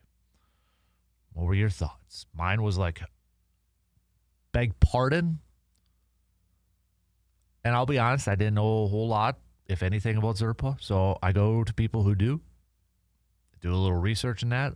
I kind of feel a little bit better. But, we only know, it's a comfort level because we saw what I always want to say Nick Collins, Isaac Collins did this past season. We saw Nick Mears for the last couple of years and such. But when you got guys like Jack Stern and other Brewers analysts out there kind of breaking it down and making the point like, hey, this, kind of makes sense, and this is the reason why, telling the story, it's like, okay, I can see that. And I guess the question just boils down to, do you trust Matt Arnold? Has he done enough?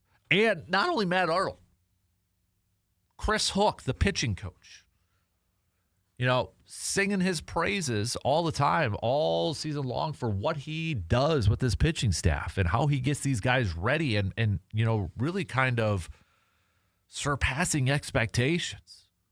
I mean, Chris Hook probably factors into this too. It's like, and that was kind of a theme too from those who know more about it than I do. It's like, okay, they're going to bring in, this guy, and now he gets to work with, Chris Hook and this pitching department from the Brewers. That's where the arrow is trending upward. We kind of heard about that with Quinn Priester when he was acquired and such, and we see these other examples with all these other pitchers. So I think, the wild card in this whole thing to kind of, look at is like, all right, I trust Chris Hook and I trust the pitching lab that we always hear about. But we'll hit this up a little bit more detail as well. Again, Packers fans, if you haven't had a chance to chime in the first couple hours and you want to, you can hit me up. I know we had a lot. I haven't gotten to every text yet, but you can send those on over, and I'll try to get to all of them throughout the morning here. But you also got Badger volleyball. That was my best from the weekend. Badger volleyball getting to the Final Four, back to the Final Four. They're going to be taking on Kentucky for the chance to go back to the national championship. Kentucky is a 1 seed, Wisconsin being a 3 seed moving on, but you've got Nebraska that got upset by Texas A&M. So you got 2 1 seeds and 2 3 seeds in this thing. So it's going to be Pittsburgh versus Texas A&M in one semifinal match, and then Wisconsin taking on Kentucky. It's not basketball Final Four, volleyball Final Four, but that's going to be going on the 18th at 8 p.m., scheduled to start around 8 p.m. I know a lot will depend on how that first match goes, though. So, hey, there's, again, that to me, easily the best from the weekend. So, if you got something else that you want to throw in there, best of the weekend, you can send those on over too. With it being Monday, it is also I'm not saying, but I'm just saying, fill in the blanks. I'm not saying blank, but I'm just saying blank. A lot of you out there saying, I'm not saying that the Packers season is over with, but I'm just saying it got a whole lot tougher. I'm paraphrasing a lot of them that have already come through, and I'm not surprised that that's where a lot of people are at. You had other versions of like, I'm not saying that the Packers are done, but I'm just saying I don't think they're going far if they do make the playoffs. Had different versions of that. So I just kind of lumped it into one. And again, I'm not going to argue that.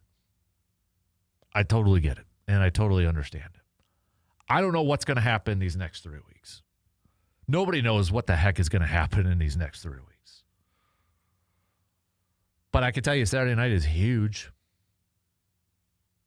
Absolutely huge. I still feel like Green Bay is going to make it into playoffs. I don't know if they're going to win the division. They got a nice cushion. Currently Green Bay is a 7 seed. And behind them is the Lions, who just lost again yesterday. And we know Green Bay holds a tiebreaker against the Lions. But you look at these next couple of weeks, and you're going up against 2 teams. I wouldn't say desperate for Chicago, but an incredibly motivated Chicago team. And then when they face Baltimore, probably a desperate Baltimore team at that point. And then again, the final game, Minnesota is going to want to do everything they can to spoil Green Bay season, if they can, if they have a chance to. I think Green Bay has to at least get 2 out of 3 wins in these final 3. Do you feel like this team can get 2 out of 3? With Chicago, Baltimore, Minnesota, 1 game being played at Lambeau, and that's that Baltimore game. So my original, I'm not saying, but I'm just saying, was kind of similar to what a lot of you said. I'm not saying the season's done with for Green Bay, but I'm just saying, yeah, it has gotten a whole lot tougher. But I'm not going to close the book. As much as I thought about closing the book last night, kind of just riding the wave of emotions. This is one of the many positive aspects about sports now that hopefully we can witness when it comes to this Green Bay team. The chance for some of these other players to rise to the occasion. The chance for some of these players to make a name for themselves. The chance for some of these players to potentially add their name to history. You go back to that Super Bowl 45 team. And they had a lot of injuries. Jermichael Finley, Nick Barnett, Mark Tauscher, a lot. I would argue, and then at the beginning of the year, Morgan Burnett, young Morgan Burnett. I would argue, though, that they didn't have the impactful injuries that Green Bay has gone through right now. Charles Woodson didn't get hurt until the Super Bowl, and Clay Matthews missed a few games at the beginning of the year, but he wasn't done for the year. But you look at that team, and you had Howard Greens rise to the occasion. Eric Waldens, Frank Zombos, James Starks. Guys that had Charlie Pepra. Guys that had an opportunity in front of them and were called upon by their team to be big-time contributors and help out this ball club, and they did. Can some of these guys do the same thing? Can some of these guys rise to that occasion and help lead this ball club? Who's going to be the Frank Zombo? Who's going to be the Howard Green? Those guys. Who is it? All you want is still a chance. And all you want is to be able to still control your destiny. Which is where Green Bay's in right now. Did it get a lot tougher? You betcha. It's going to be tougher. But now, all right. You want more of an opportunity? Guys want to play. They want to be starters. They want to play all the time. Here you go. Van Ness is going to get more chances. Baron Sorrell's probably going to get more opportunities. Rashawn Gary, you're wearing that C patch. You're a captain. Lead the defense now. Same on the offensive side with the receivers. If Watson's going to miss extended amount of time, all right. Matthew Golden. Let's get him more opportunities. Let's get him on the field more. Dontavian Wicks. Romeo. You want a nice contract in the offseason from somebody? Here you go. Jaden Reed. You still got options. And then, of course, Jordan Love.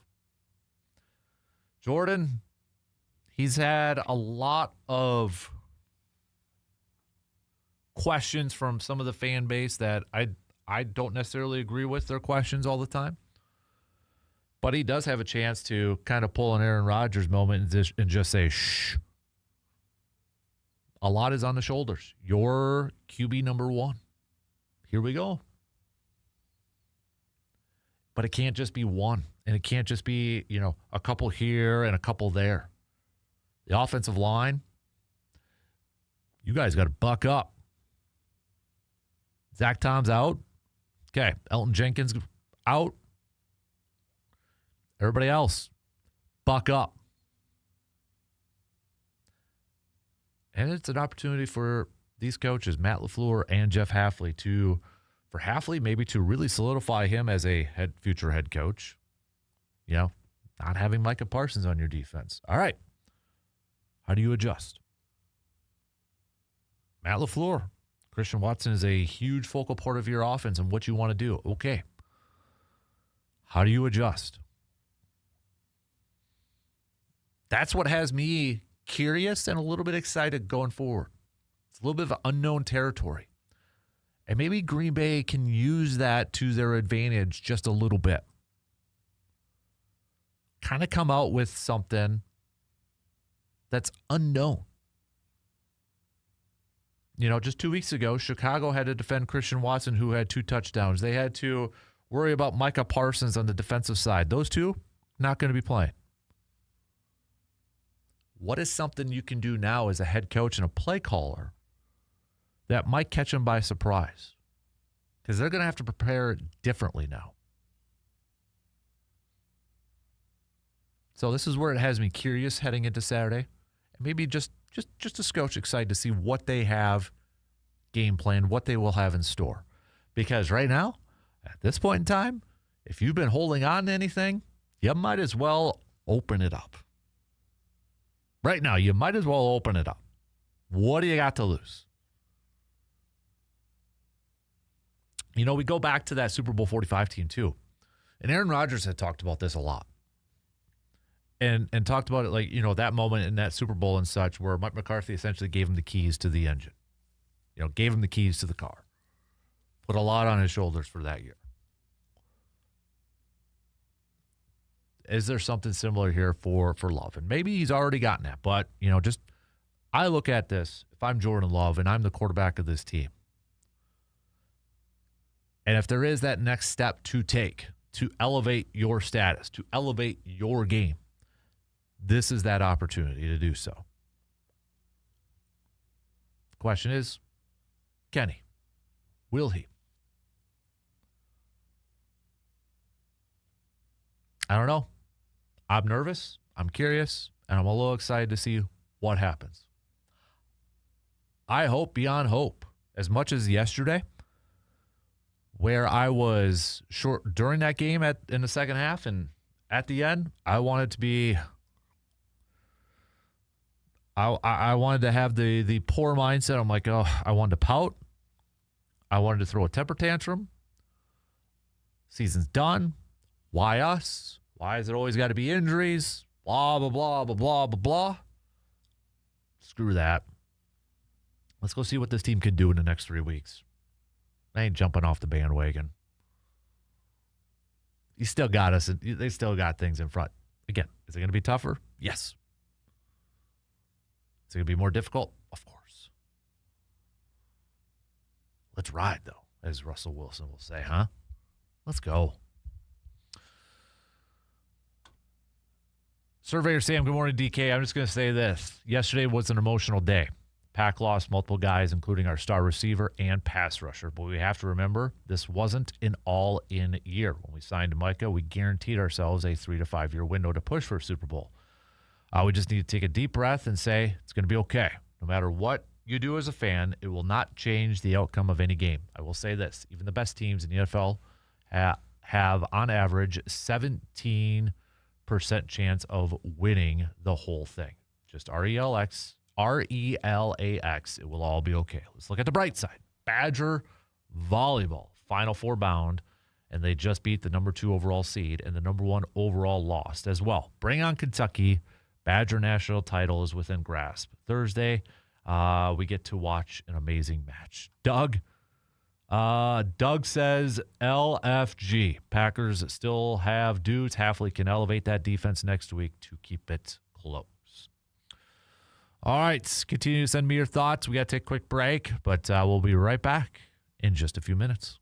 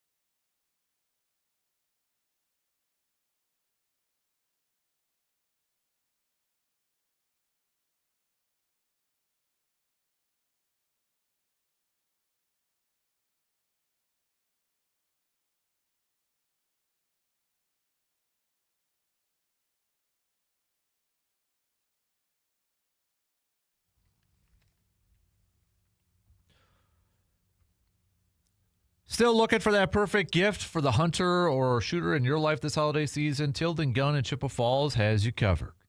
From rifles and shotguns to ammunition, optics, and hunting gear, they carry everything you need to make the holidays special. Shopping at Tilden Gun is easy. Their knowledgeable staff can help you pick the right hunting firearm, gear, or accessory, and their selection is second to none. Whether it's a first-time gift or upgrading a favorite, Tilden Gun makes it simple to find something they will love. Stop by their shop at 12427 90th Avenue in Chippewa Falls or browse online at tildengun.com to see their full selection. Make this holiday season one to remember with a perfect gift from Tilden Gun. So, Brewers fans, just to switch gears here a little bit, what was your instant reaction? What was your instant thought when you heard about the news over the weekend, Saturday nights, with Isaac Collins and Nick Mears getting traded? We've got, some comments on here that was on the Sports Talk Facebook page praying this isn't true. WTF. I don't like it, gifts. And again, I'll be honest. I don't know a whole lot about Zerpa, okay? I don't. I know Isaac Collins and I know Nick Mears. And I'm like, okay. So someone make sense of it for me. So I'm like, okay, let's go to people who actually maybe know a little bit about this. One of the people I went to was Jack Stern, who we've had on the program, Brewers analyst and such, and he's got a really good piece up at brewerfanatic.com. If you want to, especially from an analytics side and breaking it deep down and such, and numbers and stats and graphs and all that, he paints an interesting picture where he's optimistic about this move. And he leads off his piece by saying every team must look ahead at all times to remain competitive. Not getting stuck in the past or in certain situations, the present is especially crucial for the Brewers, who aim to compete every year in baseball's smallest market. Shipping Isaac Collins and Nick Mears to Kansas City for left-hander reliever Zerpa was their latest forward-thinking move. It was also a reminder that the front office, like most these days, look well beyond surface-level results when projecting a player's future performance. Okay, piques my interest.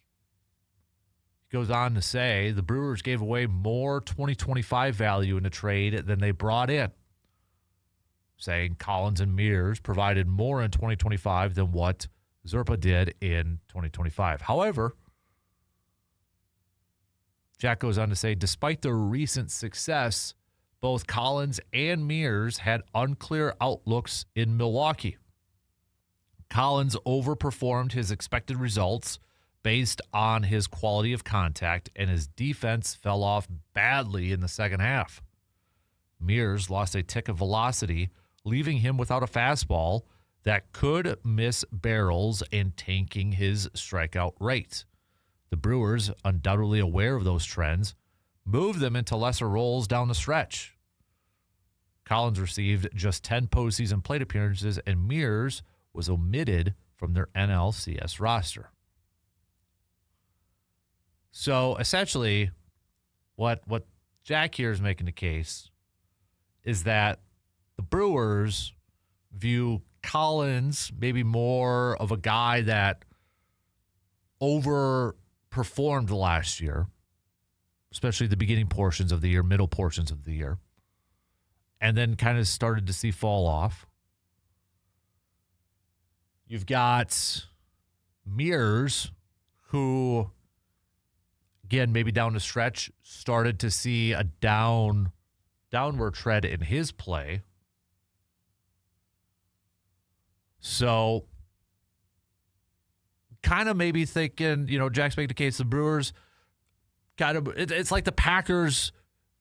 We hear it a lot with the Packers moving on from somebody a year too early before it's maybe, they get stuck, and it's good to move on from them maybe a year too early than a year too late.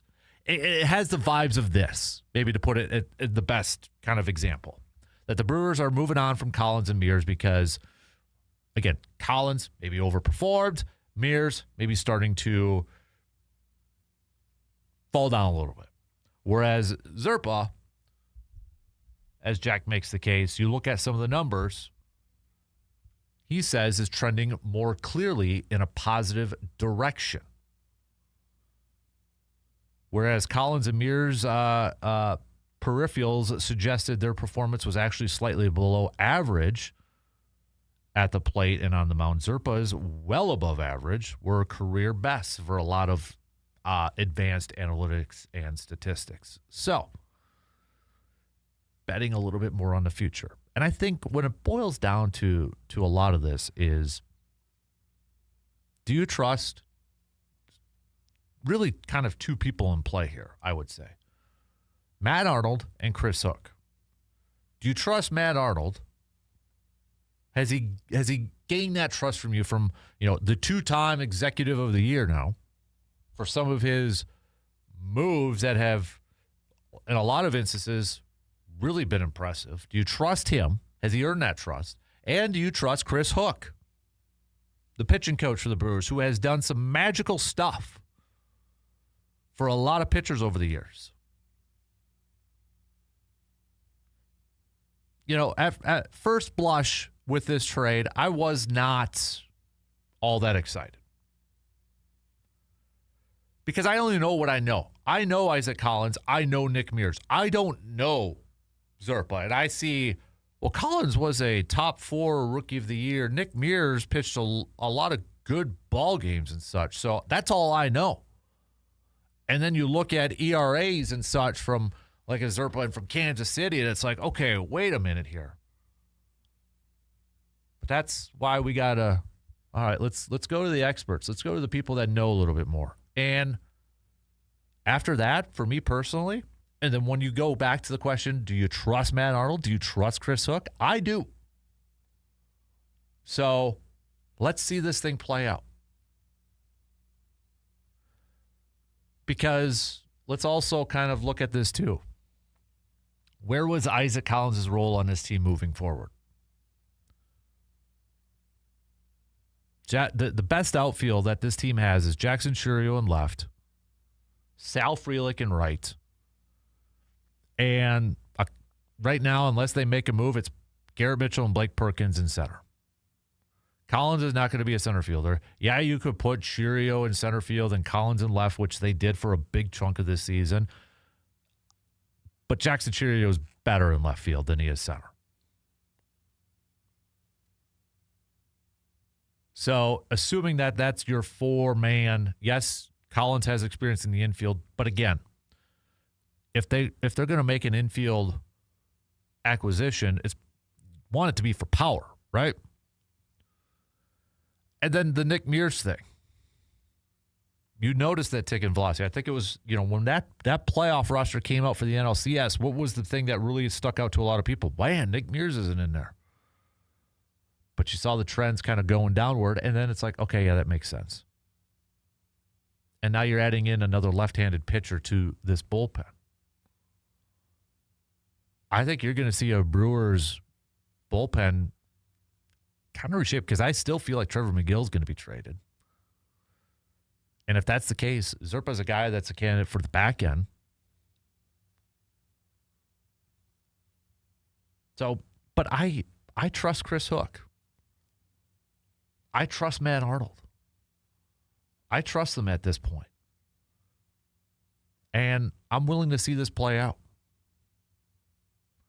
But I get the people who are upset, the fans who are upset, the people who are annoyed. I was right there with you right away because I only knew what I knew. I knew Collins and I knew Nick Mears. I was not familiar with this cat coming over. But after seeing the case from both sides, okay, let's see this thing play out. Let's see how this is going to go. For what it's worth, some comments from Matt Arnold. But this was from Brewers.com. Arnold and his coaches will have more extensive conversations with Zerpa before making a final decision about his role. But for now, the door is cracked open to potentially starting as well. We have some scouts who think he can do it. He has done it in the past. This guy also has postseason experience too, which we obviously value a lot. So having a guy with this kind of versatility and experience in big games is something we think will really help us. He also he's more controllable through the 2028 season. And he has a minor league option remaining, which Nick Mears did not.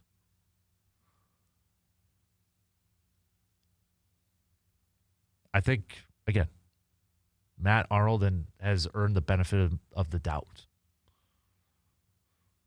And I trust Chris Hook to get this pitcher ready to go.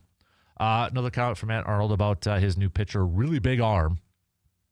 A really good power sinker slider combination. And I think putting that in front of our defense is something we're really excited about. This guy has been able to put the ball on the ground at an elite level. He's somebody we've tried to access for a long time. All right, we'll take a quick break. Your thoughts, Brewers fans, Packers fans, hit me up with some texts. We'll be right back.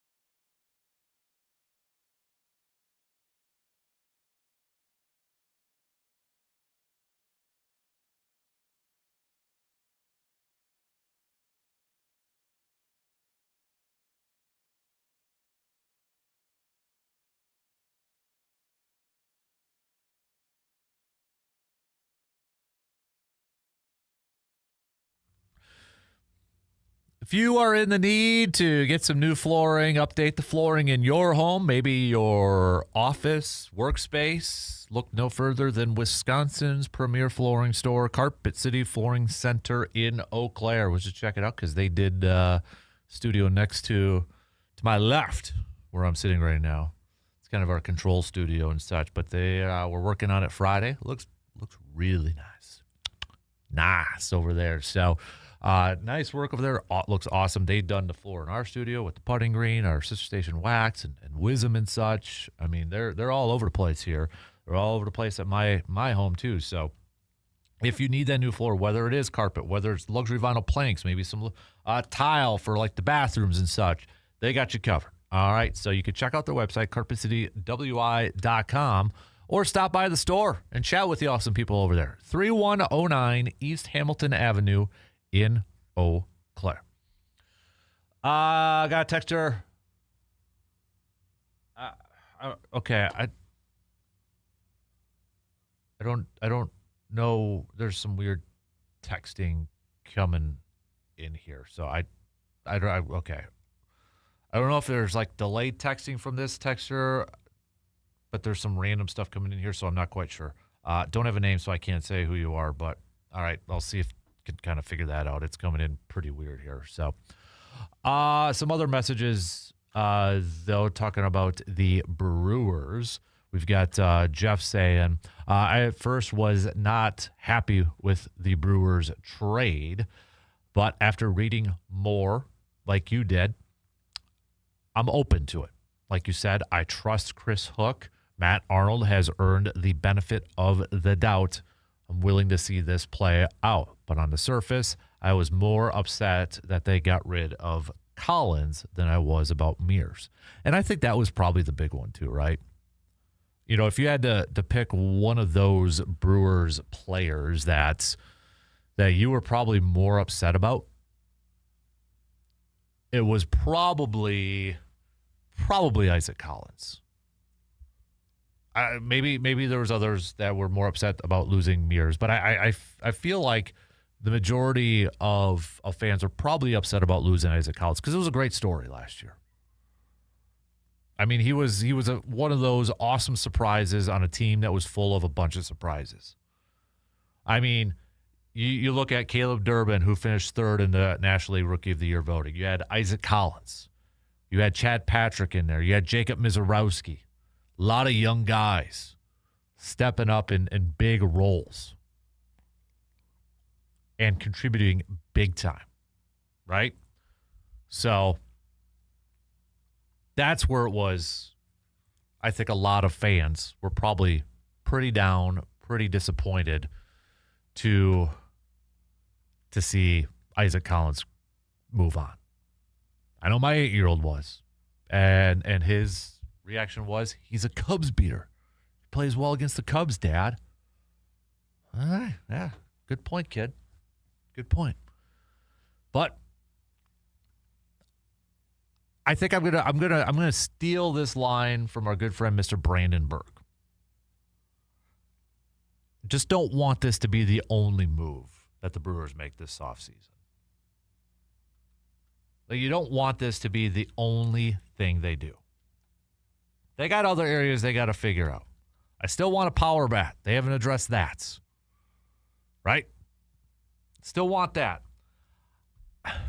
I don't know what Garrett Mitchell's status is. I mean, he's still a big unknown to me.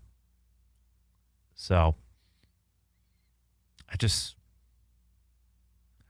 feel like they're going to roll in with Garrett Mitchell as your starter and Blake Perkins as your fourth outfielder, which is fine. But Garrett Mitchell, to me, is still a bit of an unknown. A couple more texts coming in here. We've got is it Sam? There's like a bunch of broken texts coming in, Sam. So I apologize here, but I don't. Okay. Yeah, sorry, Sam, but it's just kind of all, there's a bunch of different texts. I don't know if they're breaking up or what. Tim says on here with regarding the Brewers, I don't have a problem with the trade. I trust Matt Arnold and Chris Hook, especially when it comes to the pitchers. If we look at the postseason last year, Nick Mears wasn't even in the NLCS. The Brewers obviously know something about him, and they decided to move on and get something in return. It's a typical Brewers move to bring in somebody they control a little bit more. Yeah. To say it's a typical Brewers move, I would say that's fair. That is fair. Do we have a Christian Watson potential update? Wow. Okay, so I missed this. This is from Bill Huber from Sports Illustrated about Christian Watson. At the time, LaFleur did not know if Watson was going to travel home with the team. He did, however, return to Green Bay with his teammates. The initial diagnosis of a chest injury probably wasn't related to the pain spreading from his shoulder. With the catastrophic injury to Micah Parsons on the defensive side of the ball, the Packers could ill afford another big injury to Watson, who has been one of their best players since returning from a torn ACL in late October. However, source said the Packers may have dodged a bullet. The source indicated that the injury is more of a day-to-day injury rather than a season-ending one. Beyond that, the source indicated Watson hopes to play this week, as it's more of a pain tolerance and range of motion issue than a structural damage. Wow. Now that, if Watson plays this weekend, wow. All right. I might have to text that to Dr. Crow and get his thoughts on what that potentially could be if it's more of a pain tolerance and range of motion issue. Tell you what, I'll do that, and then we'll take a quick break here. But that changes things a bit. If Watson plays this weekend, now I wouldn't. If he plays, I think we might have to kind of like lower the bar of expectations of what to expect from him out there. But the fact that he'd be out there, you have to account for him. But, All right, quick break. I'll see if I can get a response from our guy, Dr. Crow. We'll be right back in just a few minutes.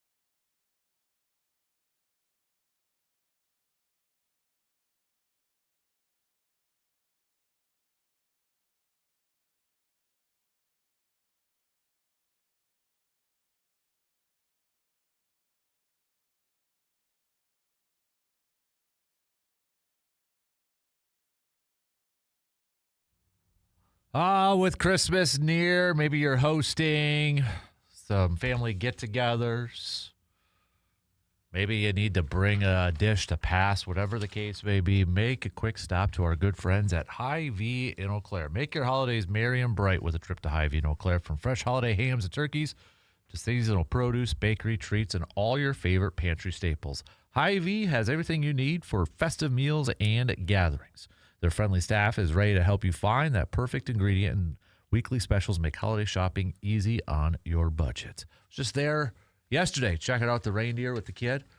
Hy-Vee had a lot of different stations going around for families to kind of do some activities and such. It was really cool watching all that yesterday. So, and don't forget, too, if you're looking for a stocking stuffer for that somebody in your life who's 21 or older, can of Man Cave Light, 6-pack of Man Cave Light will do the trick. So, all right, coming up next hour, we'll do some local sports roundup with Mr. Justice Cleveland, WEAU 13 News. I'll keep you posted, too. Okay, so we got a little bit more. Ian Rappaport. Christian Watson, who went down yesterday holding his shoulder, did not suffer a major injury. So, positive injury news on a bad day. One of Green Bay's most explosive weapons. The offense thrives while he's out there on the field, an essential piece. Okay. So we're getting something.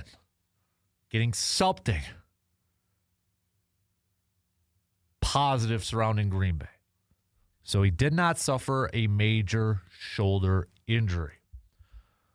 What, though? What possibly could it be? Maybe we'll find out more, but man, this is something to monitor. All right? Something good, Packers fans. Something good out there. Keep you posted if more pops up this morning in the next hour or so. But Matt LaFleur is supposed to talk to the media today, so maybe we'll get a better idea of that. But raise your hand. Oh, good Lord. I didn't. Watching Watson's reaction on the field yesterday, I don't know, shoulder pop in and out maybe a little bit. Oh, man, but he looked like he was in a ton of pain. And obviously, when you have to go to the hospital afterwards, that doesn't always sound the greatest, but, man, that would be something if Christian Watson suits up this weekend against Chicago. Ow. All right, we'll talk some more green and gold, though, coming up in the next hour. Don't forget, it is a VFW Post 305. What is the best? What is the worst from the weekends? There was one a little bit earlier. Mark from Eau Claire said, best of the weekend, celebrating my son's birthday. Well, happy birthday to your son. Worst of the weekend, Joe Burrow costing me a win in fantasy football playoff round 1. So, yeah. I hear you, man. That time of year. Bengals. Oof. 1 week they almost take down the Bills and then just get absolutely demolished from Baltimore, right? Man. John, I have not seen anything on Zach Tom quite yet. I know there was something from last night. Let me see if I can find it. Yeah, here we go. So I know Matt LaFleur did say long-term, I think we're going to be all right. Whether that's this week or 2 or 3, I couldn't tell you. Per Tom Silverstein, though, Tom doesn't believe there's anything structurally wrong with his knee, while Evan Williams said his knee injury doesn't feel worse than the injury that cost him 4 games in college. So, again, whether that's going to be Tom's available for this weekend, Saturday night, don't know. Again, I don't know how much we'll actually get from LaFleur today. I could see him doing the typical, we'll give him the week, day-to-day sort of thing. The biggest indicators are going to be practice time. When they're out there on practice. It won't be the be-all, tell-all, but it definitely will be a big indicator. Kind of like Josh Jacobs this past week, right? This is the first couple days of practice. Was able to get out there for a little bit on Friday. He plays. Veterans, you can kind of get away with that.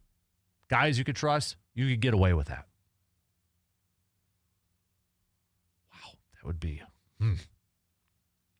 So, Sturkey says, hate to see Collins go, but we do have a lot of outfielders if they stay healthy. It does seem like we can always come up with a release. I think that's supposed to be a relief pitcher that shines above what you ever expected. So, all right. We'll have a whole lot more coming up in the final hour. Continue your text. Continue your analysis. Hit me up, okay? Send me your best and worst from the weekend. Send me your, I'm not saying, but I'm just saying. I'm not saying blank, but I'm just saying blank. All right? What you got for me? Best ones I'll read on the air. So.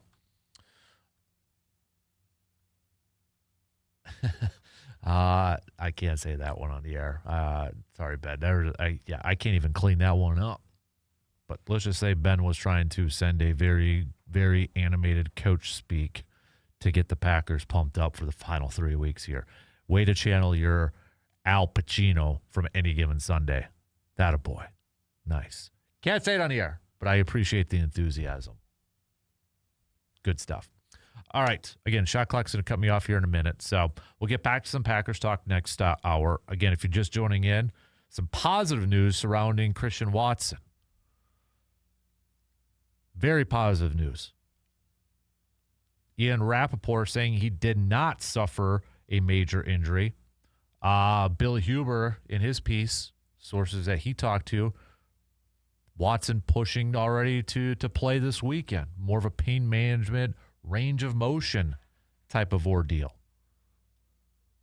So something to monitor going forward. I have not seen anything yet on Zach Tom, but if something does pop up in the next hour, definitely let you know. But maybe in a day that was full of a lot of bad injuries, maybe some positive stuff there with Christian Watson. Just maybe. So, all right. Shot clock cutting me off right now. 3 quarters in, 1 to go. Quick break. We'll be back with a whole lot more after these news updates.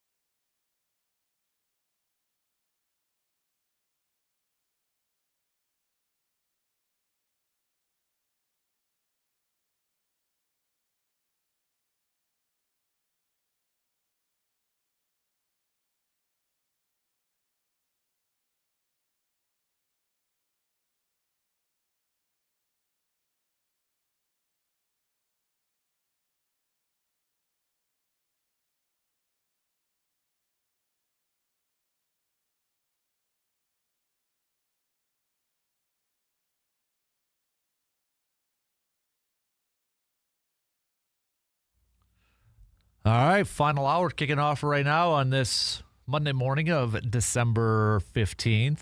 Thanks for hanging out with us all morning. If you haven't had a chance to chime in, okay, I got another update on Christian Watson right here. From I need the breaking news. Breaking news. Segment here. This is from our friend Rob Demoski. Update on Christian Watson. No issue with his lungs per source. He went to the hospital yesterday for a CT scan as a precaution. He does not have a long-term injury. His status for Saturday's game against the Bears will be determined later in the week. So maybe it's like a sternum thing when he hit his arm. Maybe. I thought first thing I thought was broken collarbone. Yeah. Because the way he landed on his arm and just the way that it shifted and all the weight was just right there. And I'm waiting for Dr. Crow to text me back.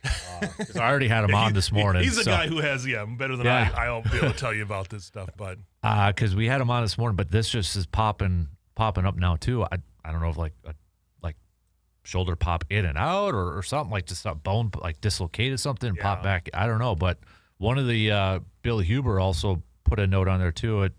From his source in the article, it said it's more of a range of motion and pain tolerance if he can make it through. So, boy, that looked a lot worse.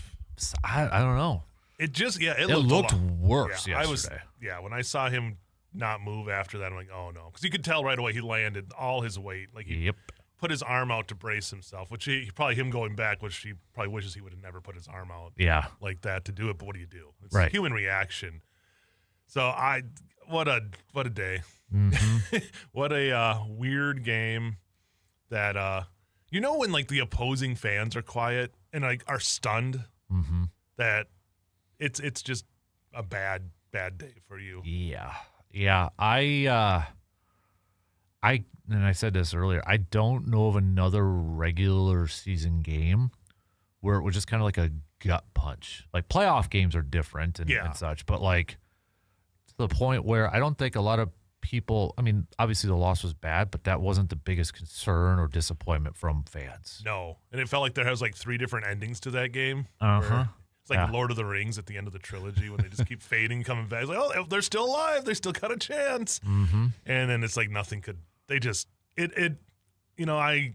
go back to when I was at the first time the Packers ever lost a home game in Lambeau and the playoffs against Michael Vick. Yeah. It was like that feeling on offense where they could do nothing. Mm-hmm. And it just felt like that at the end of the game. It was like as much as they were trying, as much as Jordan Love was trying to create something, that Denver defense, I think, lived past that billing of what we were all expecting to see. Mm-hmm. The fact that they got that many points against them was impressive. You turn one of those touchdown or field goals into a touchdown, obviously, but they, be it all the injuries, be it the loss, they competed very, very well with a team that I think you could say is the best in the league at this point. Mm-hmm. Especially after Buffalo beating New England.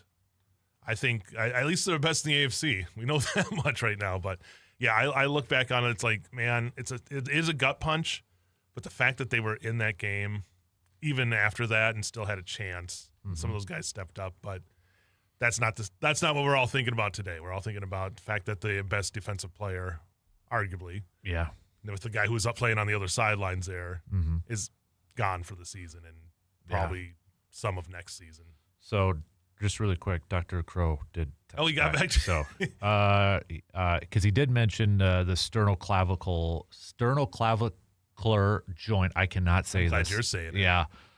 He said they are, other than dislocations, are safe to play on. So an SC injury, they are safe to play. Other than dislocation, it will be symptoms that dictate the play. Good news for sure, he said. So it's weird to say he could potentially play this weekend after what we witnessed. And I know, like, the first thing I was thinking is, now here comes the narrative that he's injury prone. Mm-hmm. But what do you do when a guy lays out puts it all online? Like, that stuff's going to happen. So they are a different team without him. We've seen that already. Mm-hmm. Like, he opens up the field so much, and we saw that at the end of the game. Right. Like, everybody said, like, and I think, was it J.J. Watt doing the?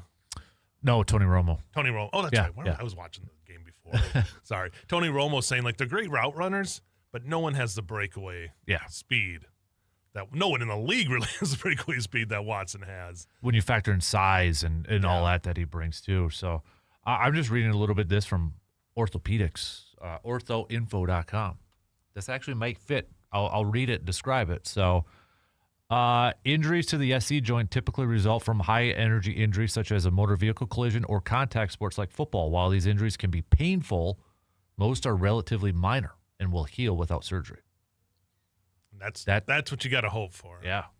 So the fact that it said painful, which he obviously was in a ton of pain. Yeah. But, Just I mean, that's good news on a day that obviously the Parsons news is going to be. Yeah. And when they, the way that LaFleur was after the game. You could tell he was glossy-eyed. There was a lot of emotion. Yeah. There definitely was. So, I was reading a little bit from Mike Silver's piece because he was at the game for The Athletic.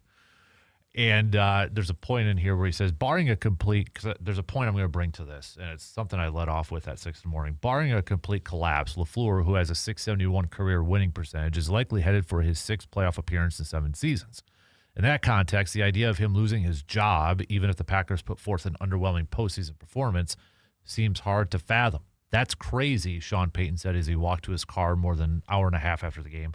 Just look at his winning percentage. I think he's really good. The talk about LaFleur's job security also infiltrated the Packers locker room. I don't understand why he gets the flack that he does, Josh Jacobs said. People want him to be perfect. It's wild to me. He has a great record, but that's the world we live in. And the thing that bothered me mostly after that game last night was the finger pointing from a lot of fans blaming LaFleur and Jordan Love for the loss yesterday. I can't fathom that. That's just stupid. Yeah. It really is A1 that the fact that they go on this winning streak and the first loss they have, the streak ends. Mm-hmm. The narratives now is Matt LaFleur, the coach for this. Come on. Yeah. He is leading this team to the playoffs once again. Oh, they haven't won a Super Bowl yet. Well, yeah, you know what? They still are putting themselves in position year after year. Who is going to come in and be better than Matt LaFleur? Yeah. Like, realistically. Give me somebody right now that you're going to say that isn't under contract, that is an assistant coach that's going to come in and change this team around. Yeah. The defense at the end gave them stops to have a chance. Now, granted, they struggled in the second half. But Denver's a team this isn't a team that was 2-11. Right. This is a team that's 11-2. And if you haven't seen that Bo Nix is maybe a generational talent, I think that game, some of those throws that he was making make you think of the young Patrick Mahomes, like the off-kilter, this guy's going to run it out of bounds, then firing a pass that finds a guy 5 yards down and gets some yards. So this wasn't like they were playing, a horrible team. Right. This is a team that's the best in the AFC and has the best defense in the AFC. That interception on the Watson play, or the pass defense on the Watson play, is one of the best plays you'll see. Give credit to Patrick Surtain for that play. Like LaFleur was saying afterwards, they got the coverages they want, or they wanted a one-on-one. It's just, it didn't give credit to the defense on that play. You got me in my high-pitched voice. But you got me going like this, guys. This is what I was like last night when I was getting messages from people saying Jordan Love was awful.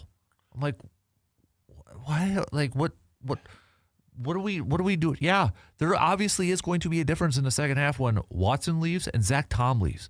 Right. Jordan Love didn't get sacked at all in that game against the team that has the most sacks in the entire league until Zach Tom went out and then the offensive line started to crumble. Yeah, but that's Jordan Love's fault. Yeah, it's Jordan Love's fault. So. How did he not get a pass off in that last play when there was zero time to get a pass off? When he had a person in his face right away. That line, I don't know, you can't blame the line on Matt LaFleur. Yeah. The injuries that are happening, that's more on Brian Gutekunst, if anything, about just the depth they have. It's pre-snap penalties. Yeah.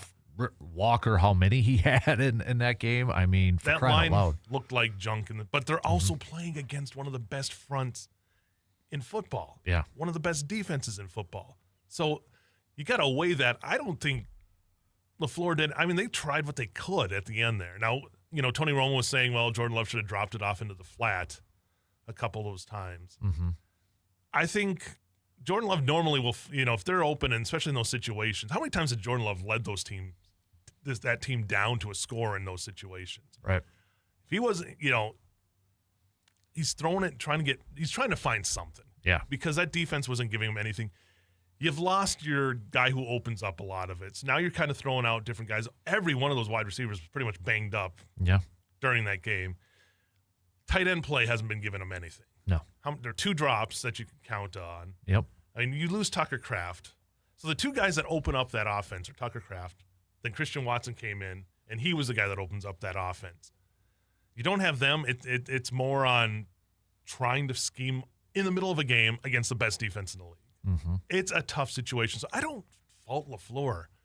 I don't fault Jordan Love. No. I think it was just one of those. And then the emotional aspect has to be in there, too, of losing these guys, too. So I mean, I get it. They're pro athletes. They got to turn it off and all. But we're human in the same aspect, too. Right? I mean, it's going to affect. You could tell it like, oh, my God. When you lose guys of that caliber, it's going to take a hit. Yeah. I think the offensive line, to me, was the biggest thing. Yeah. When you're not giving Love any time then, when he doesn't have the – because look when he did that first half. What? Every drive led to points. Right. Yes, you could say, but they should have scored touchdowns in the red zone. You are absolutely correct. They should have – you got to have touchdowns instead of field goals, right? I mean, every coach is going to say that. Everybody's going to say that. But getting points against that defense is huge. Mm-hmm. So I think it's a tough loss against a tough team on the road. This game against Chicago, to me, will be like to show where they're at. Mm-hmm. Like if they can come back and put on a good performance down at Soldier Field, keep first place in the division, that's the big thing. Yep. So I'm not like saying right off this Broncos game. I think that Broncos game showed that they can compete. Yeah. And they've shown that all years that they compete with the best teams in the league. There was a tweet from Jesse Palmer, who covers the NFL, and he was in the Broncos locker room afterwards. And let me bring it up here. He was at the game too. Jesse Palmer used to be on NFL Network. His tweet was, "I'll say this: there was a lot of respect for the Packers in that Broncos locker room. I kept hearing how good Green Bay is from guys on both sides of the ball." Right. So we know this team's good. I think this is it's not a time to just like, oh, Matt LaFleur just doesn't have it. It's time to This isn't the way this isn't Mike McCarthy in his final year, where that team just kind of looked lost out. You could tell. Yeah. Like anybody could tell. Or even Mike Sherman. That sort of thing. This team's nowhere near. This team's still battling for a number 1 seed. Yeah. He hasn't delivered a Super Bowl yet. And I think too many people got caught up in the whole, hey, Favre and Rodgers, they were 27. They won it. Jordan Love's 27. I think people just bought into that too much, and that's what, they were just like, okay, it's going to happen this year. Right. And probably not. Who knows? I don't know. That's why they're playing, right? But I think people just kind of that was so ingrained, oh, it's going to happen this year then. When that doesn't mean jack you know what. No.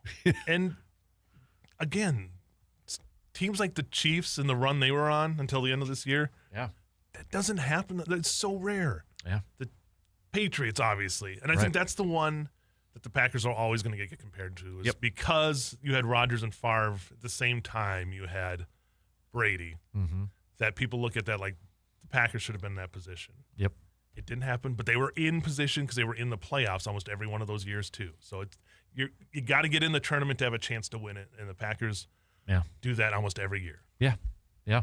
So, and you need a little bit of luck too. Yeah. And again, no team is unbeatable this year. Right. And so they get in, which they, barring a huge collapse, they're going to be in.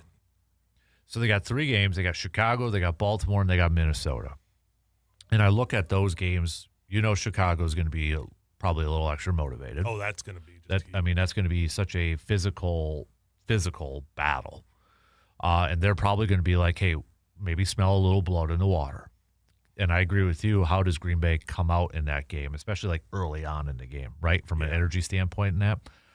When they play Baltimore, Baltimore's going to probably be a desperate team. Right, because they're still in that division hunt. And no the one wants to Steelers win that. play the Lions. So there's going to be a chance for Baltimore, and I think it's Baltimore and Pittsburgh for the last game of the year. Yeah, I feel like that'll be your primetime game. Yep. And then Minnesota would love nothing more than just to play a little spoiler. Oh, yeah. So, I mean, you're not going to get any sympathy in these next 3 they're weeks. playing good football last couple games now, too. J.J. Right. McCarthy's looked like maybe he's turned a corner now. Maybe a little, not in the postseason, a little pressure off the shoulders, relax a little bit sort of thing. But, I mean, it's going to be – that's where, somebody had texted a little bit earlier saying, I don't care if they lose the Chicago game, they cannot lose to Baltimore or Minnesota, which I would still say Chicago game's big. Yeah. From a division. Because you get that 2 wins over the right, opponent. Right. And then otherwise you're counting on, and it could very well happen, but you're counting on San Francisco and Detroit to beat Chicago their final 2 games. Right. And with the fact that Green Bay would have to win out for Green Bay to still win the division. I'd rather just take care of business against division teams. Right. Oh, exactly. That's where you win it in the division, get yourself in. Yeah. So, yeah, you don't want to count on anybody else. No, I'd rather be in a position where you control the destiny and not hope that somebody else is controlling your destiny. Yeah. Which is what Green Bay and Chicago is in right now. Both those teams control their destiny. So, we got a whole lot more, though, to get to. We got to take a quick break, and we'll be back with more coming up after these quick words.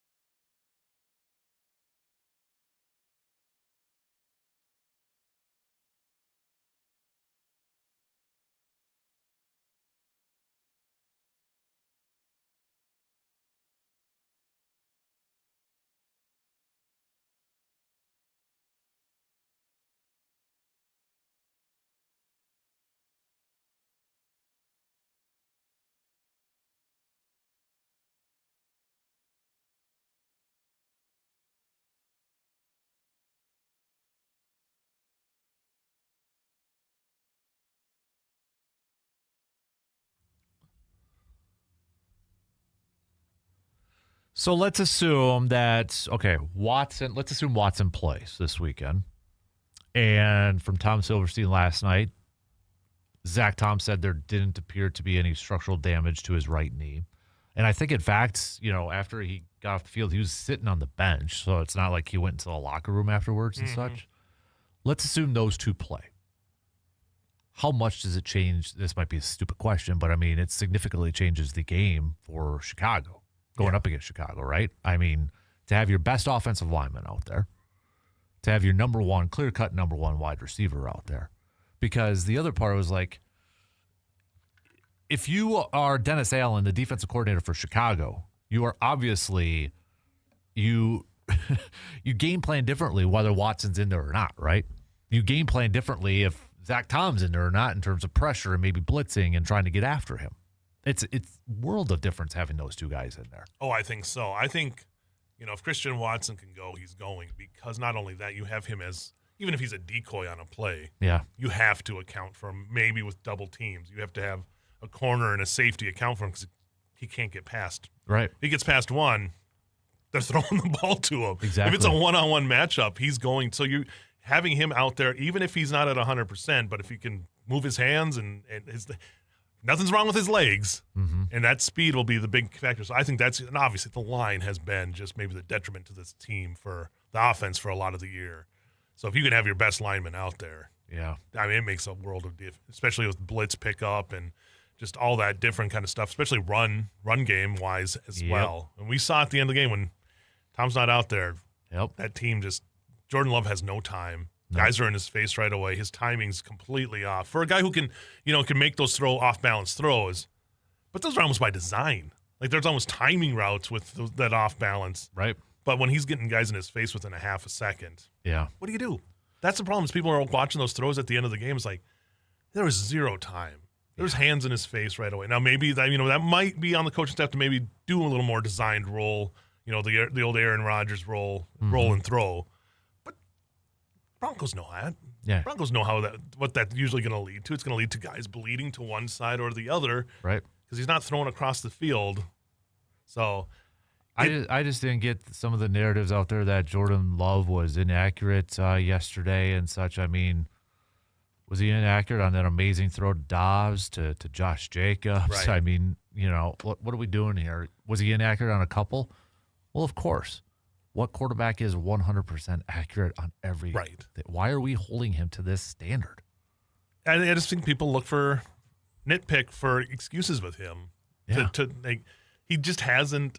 There's a side of the base that has not. And the thing warmed on Jordan Love yet. And the thing that just perplexes me more about it, it's not like he's doing anything to create this animosity towards family. It's not like he's Aaron Rodgers at the end where it's just like, dude, shut up.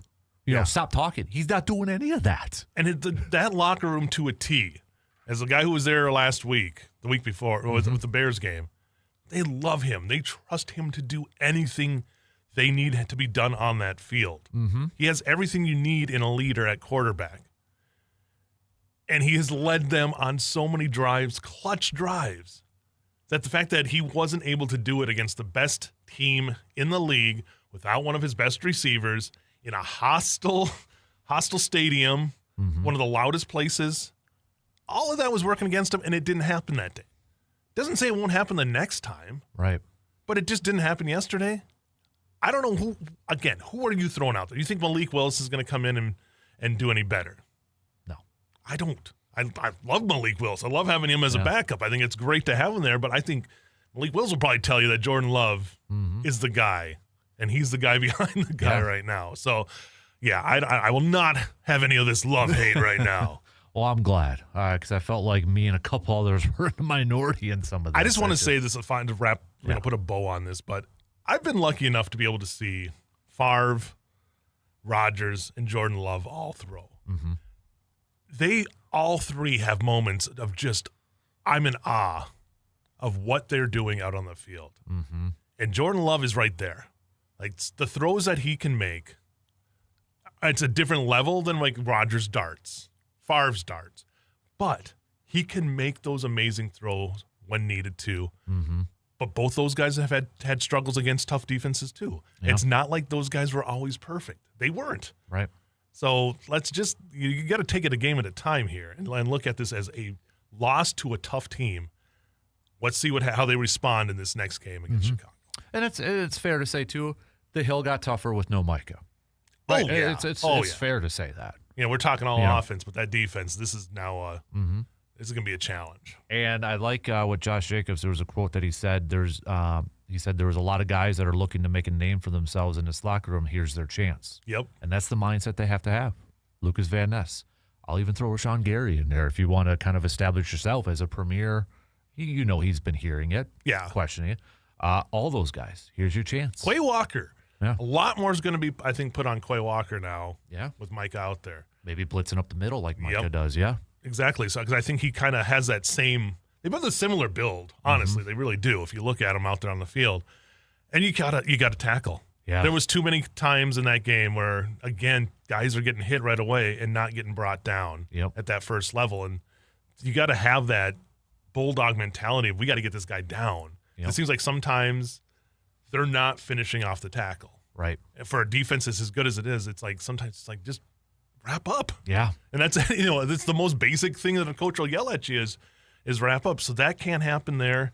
And you just, it's a lot of that's going to come out on the cornerbacks now too, because you're not going to have that inside pressure as much as you had with Micah. Yeah. I mean, Micah finds a way to disrupt a play almost every time he's out there. That speed that he has, like when he comes around the edge, and I don't want to say he's small, but compared to like a defensive end, he's pretty. You're watching, all of a sudden, you just see this like Sonic the Hedgehog come around the corner running. It's like, holy crap. He is just like a superhuman defensive back. That's I just look at him because he's built like a D-back. Especially 10, 15 years ago, he definitely would be a D-back. Not even a linebacker. I don't even feel like he's a linebacker. Right.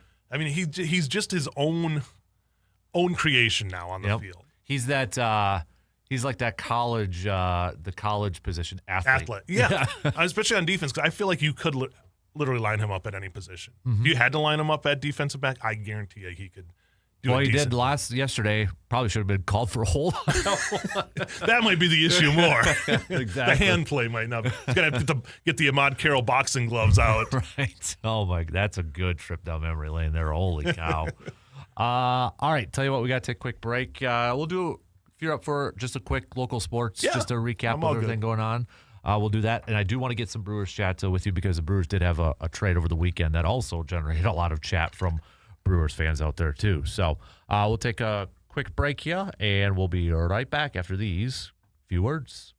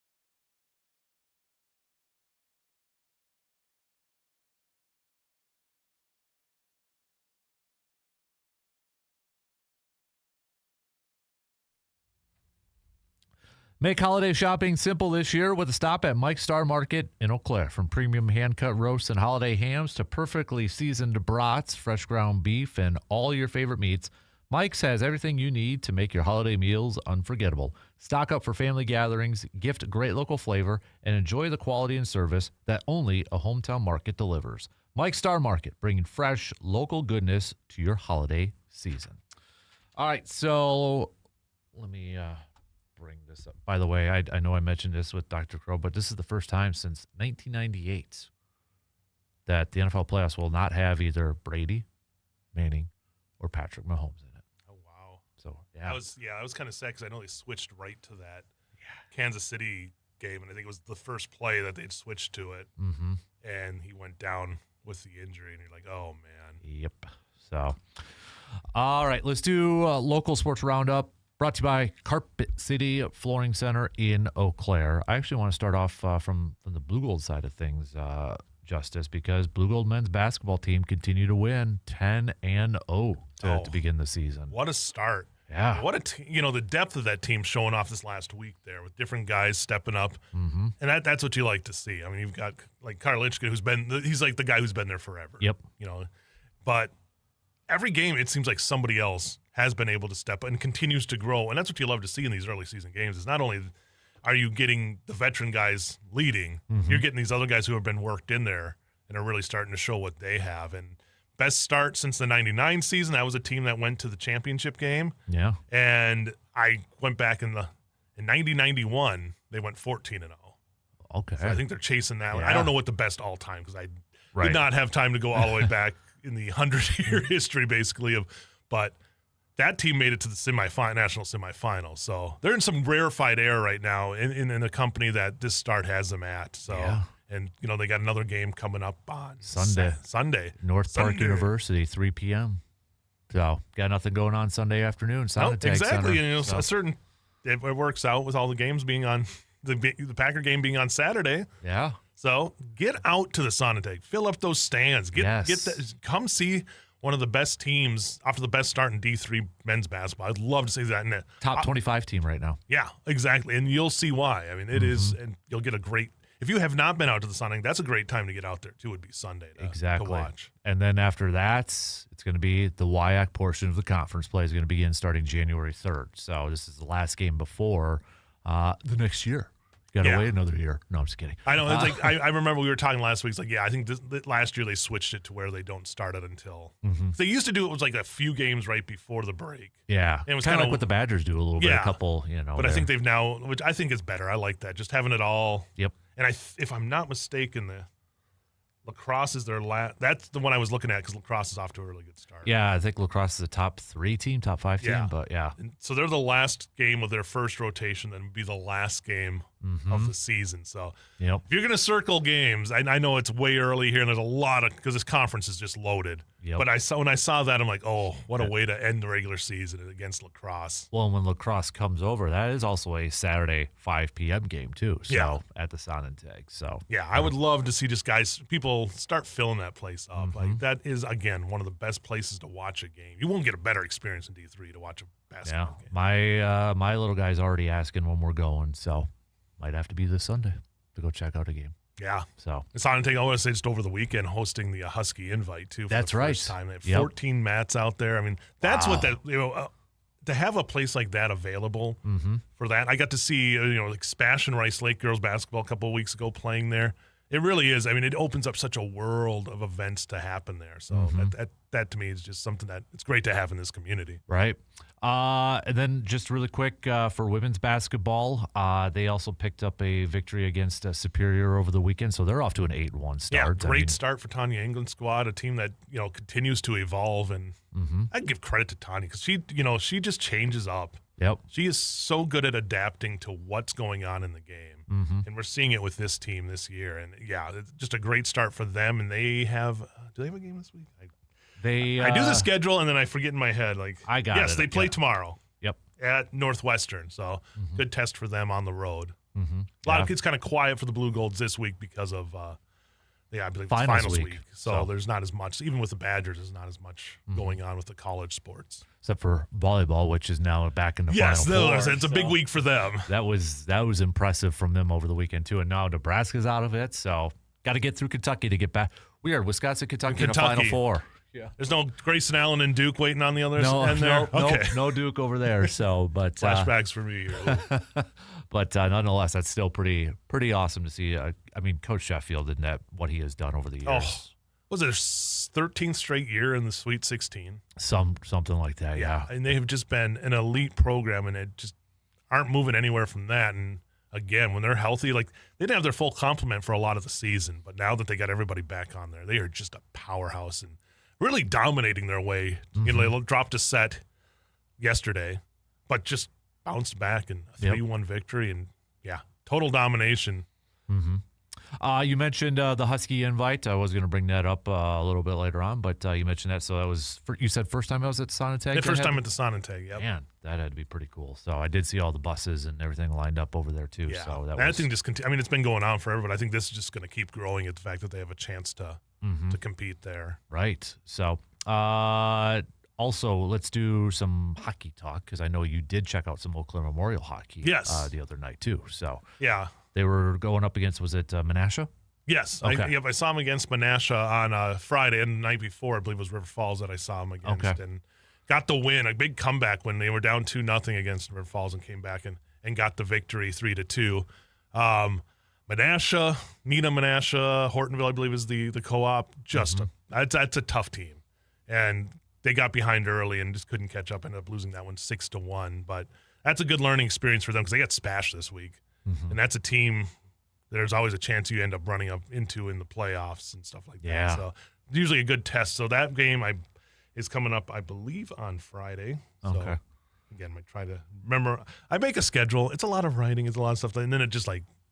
I'm a 45-year-old, so everything just goes right out the other side of my head. So. Hey, you're like Phillip Rivers, man. Just think about this. I know. Phillip Rivers, 44. He's a grappler. You're not, so you're technically younger. So thankfully, I think I have a little bit of time on that one there, but still, an we didn't touch on it, but quickly on a sidebar. I mean, they didn't win. They were in position to win. So. Right. I mean, you could go and say, like, okay, he threw 1 touchdown, 1 interception, but he really didn't look much different than Phillip Rivers from 5 years ago.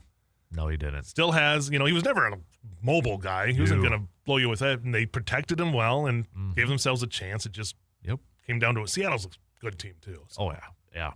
How about basketball? Oh, man, almost just dropped the keyboard there. Basketball, women's, boys basketball, or girls and boys basketball. We're in conference play, right? Yes. For a lot of high school most ones? of them have, they kind of started up before, getting some in here. Okay. So, do we have like any? I know with the holidays coming up too, a little bit of a break. Or is this a time too where we get some more tournaments potentially? We will once the holidays go on. I think for the next week and a half, you'll still have like regular season type of conference games and play. Okay. Now tomorrow, I know get a good boys basketball matchup. Durand, Arkansas, and Fall Creek will be going at another one. Cochran Fountain City, a team that made it to state last year, will take on Osseo Fairchild, the boys team, which is undefeated. In Dairyland play. So that's a good one at Osseo tomorrow night as well. Regis girls basketball off to a great start as well. They play Bloomer at home tomorrow as well. So, and Mark, Eau Claire North's been off to a good start in boys basketball. And they'll be home against in a non-conference matchup against Marshfield. The Memorial boys will be home against Superior as well. And then if you're looking for like a regional kind of a non-conference matchup, Altoona Chi High at Chi High tomorrow night as well. So gotcha. Tuesdays are, when it comes to the sports, the most loaded days, especially this time of year. So if you're looking for a game, there are plenty of options tomorrow for you to go to. Boys hockey, Memorial's at Hudson. So not only do they have Spash at the end of the week, coming off a game against Nina, now they have Hudson, the top team, in the Big Rivers. That'll be a battle for first place because obviously the Nina matchup was a non-conference matchup. So that'll be a good game. That's at Hudson. So that's a 5 p.m. drop there. Okay. And then North hosts Rapids in a non-conference matchup at Hobbs tomorrow night. So again, if you're looking for something to do tomorrow, plenty of local sports. Absolutely. Should also note, I know they're to our west a little bit, but we do have listeners that chime in. River Falls football. Oh, my goodness. WIAC moving on to the semifinals. Yes. I mean, a performance, and now they get Johns Hopkins. Mm-hmm. What a performance winning, and the amount of offense they put up when the temperatures were insanely cold on Saturday. Yep. If anybody went outside Saturday, imagine trying to play football in that. No, thank you. In a wide open stadium. There's no dome or anything over there in River Falls. The wind's coming off the Kinnickinnick. It's but yeah, what a run. First time they've ever made it to the national semifinals, and now host Johns Hopkins. That's a noon kickoff on Saturday. Okay. So if you're looking for a big D3 matchup, I gotta imagine. I know I went to their website. They're selling tickets. I would imagine that place is gonna be rocking. And it shows. I think if you're the Blue Golds, you look at that and that's a team that was kind of down there for a long time, and they've turned around. I think the Blue Golds can do the same thing. I think the potential is when you watch a team like that make that turnaround. So I think if you're looking for a good D3 game and a chance to go to the Stag Bowl, it's a big game there. So Johns Hopkins, I don't think the weather's gonna be a lot better than it was last week, but that's an advantage River Falls right there. Yep, exactly. So and Blaha has just been insane. I don't know if he's gonna end up getting the Gagliardi Award, but man, 46 touchdowns combined going into this week, at whatever he did this week as well. He's just been outstanding. I get to see him watch against the Blue Golds, and that offense is just something else. The defense obviously is very, very good. When you get national attention for your offense too, which is what the River Falls team they're the ESPN small team you should cheer for or something like that. I saw that pop up there. So. Yeah, I mean that's pretty impressive. So, all right, good stuff there. Local Sports Roundup again brought to you by our good friends from Carpet City Flooring Center in Eau Claire. We'll take our final break, wrap it up with some Brewers talk. And then just a couple picks here, too. So, all right. We'll take a quick break and be back to put a bow on this Monday show after these few words.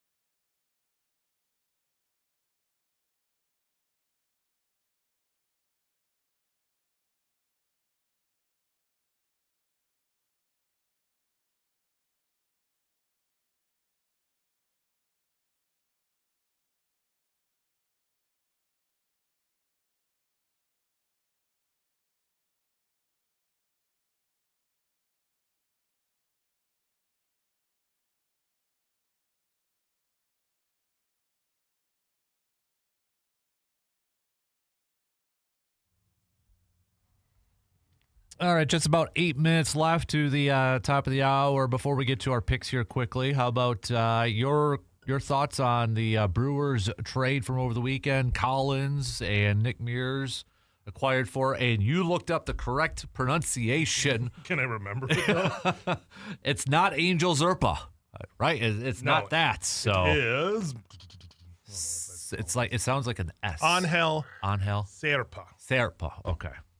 Gonna have to keep saying that because I will screw it up probably more times than not. So I apologize. Don't need to yell at me more than people already do. So, but anyways, to the trade.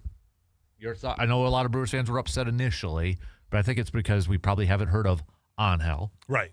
We know Collins. We know Mears. It's an unknown. But I trust Matt Arnold, and I really trust Chris Hook when it comes to pitchers. Right. And that's why they're getting executives of the year, year in and year out here. I don't have a problem with it because the Brewers have had a good tradition here of bringing up and developing outfielders. Yep. Even, you didn't know who Sal Frelick was, and then he brought him up, and he's a Gold Glove. Yep. Isaac Collins. You really knew who Isaac Collins was before last season. Yeah, nobody. You're Brandon Burke. Yeah, there you go. Yeah. you're the guy who's really into that farm system there. Yep. So I don't have a problem. I think Collins is he got 263, 9 home runs this year in 130 games. Look it up just as he's probably a 15 home run guy with a good outfielder. I'm going to say that, but I see them selling when he's at his hottest to get a young left-handed relief, maybe starting pitcher. Yep. And I think that's the key. You're getting a lefty and a guy who can he can go long. Mm-hmm. You can put him in there as a reliever. You can put him in there as a starter, and I think that's key. And Mears has had his moments, but again, I don't feel like was a major cog. When you're left off the NLCS roster, right? That kind of tells you a little bit of something. So I think again, it's selling. The Royals are hoping he can regain his form. Mm-hmm. The Brewers are hoping that they're hoping that with Zerpa, they're getting somebody who can come in and just be that utility guy when they need him. And again, a lefty is always going to be a hotter commodity. So in the end, I think it's a decent trade. I think people are probably like, well, you're giving up 2 for 1. That's the other part. That's the biggest part. It's like, okay, you're giving up 2 for 1, but that makes me think that Mears was a throw-in. Yeah. Like they're like, hey, we'll sweeten it up here. We'll throw in Mears because we don't know what we're going to get with him anymore. So right. I think that's basically what it was. So again, I trust the Brewers front office to get a competitive team out there every year, and they make some, especially with that bullpen, they've made some magic moves, and I think they're potentially there might be another one here. I agree. All right, let's do. Let's do one pick. We'll do the Monday Night Football game tonight. We've got Miami and Pittsburgh. Pirates, Steelers playing. See, I did it last week. I think it just comes off like right on Pittsburgh. Yep. But because it's the black and gold for everybody over there. So exactly. Okay, I think Mario Lemieux's gonna have a great start at quarterback. I'm gonna go Miami. I want to make this that AFC North battle just more interesting there. So I'm gonna go. Miami's been, after all the stuff that was going on with that team the first 6-7 weeks of the year, they have turned it around and have been playing decent over 500 football since then. Yes. So the Steelers team just doesn't give you anything to really be that certain. Well, TJ Watt's out after that. Oh, that's a scary. So collapsed lung. Yep. I'm going Miami too. I think that I'm going to go with them. So, which makes that Baltimore game even more important for Green Bay. Right. Oh my goodness. Yeah. I mean, as much as I malign the NFL for a lot of things, the way they've done the schedule this year to have games with a ton of drama. I know people don't like the once every 2 weeks playing the same opponent because it's happening. I think was that Baltimore and somebody else were doing this. Oh, it was the Ravens and Bengals did the same thing. Yeah. They played. Yep. Twice in 2 weeks there, and obviously Green Bay and Chicago. So I like the way it's panning out here, and there should be a lot of drama going down to these final couple of weeks. So I mean, you look at this is just Week 18 games here. Chargers at Broncos, right? 2 playoff teams. We'll see about Miami. They visit New England. The fact that they're still somehow in the playoff race is crazy after the way they started. Baltimore at Pittsburgh. Probably if it stays the way it is, that's the game I think that could be for the division. Yeah. Seattle at San Francisco. Also could get If the Colts would have won, it might be interesting, but Colts at Texans. Lions at Bears could be interesting. And then you've got Panthers at Tampa could be for the division over there. So, yeah, and then Green Bay, Minnesota. But you talk about playoff implication games there. That's week 18 alone. Yeah. So I know people are asking me, like, what do you see with, like, the Packers? I don't see it getting flexed to the prime time. No. I think I agree with you. I think it's like Baltimore, Pittsburgh. I don't know if they'd pull the trigger for Carolina and Tampa. If all things are equal, I think it's Baltimore and Pittsburgh. I think the Packers might end up being a noon start still. Yay. I would love it. I know. Hey, because the game's over in Minneapolis and a noon start in Minneapolis, like, oh my God, there's no, like, the pressure is completely off when you're covering a game there. Yep. Even like, because it's a Packers 3:00 game. Mm-hmm. It puts so much more pressure when the games get over the later. So, well, if you put that as a prime time, you got to put Chargers at Denver as a 3:00 one, 3:25, whatever it would be. Right. I feel like that would be the one that would work because they're both with that time zone there. Yep. Seattle, San Francisco, you'd have to. Yep. Time zone again, right? So, Carolina, Tampa, I think still that would be an afternoon one just because of the implications involved. Yeah. So, yeah, we're good. For those who have the red zone, that's going to be a fun day if all this stuff pans out. And Detroit and Chicago could be a afternoon one too. So noon start. How about this? This is perfect 3 weeks. 2 Saturday nights and a noon Sunday. Right. Yes. And then find out if they make the playoffs. What that would be, the Saturday or the Sunday game too. Yeah, I'm all about Saturday games. I am too.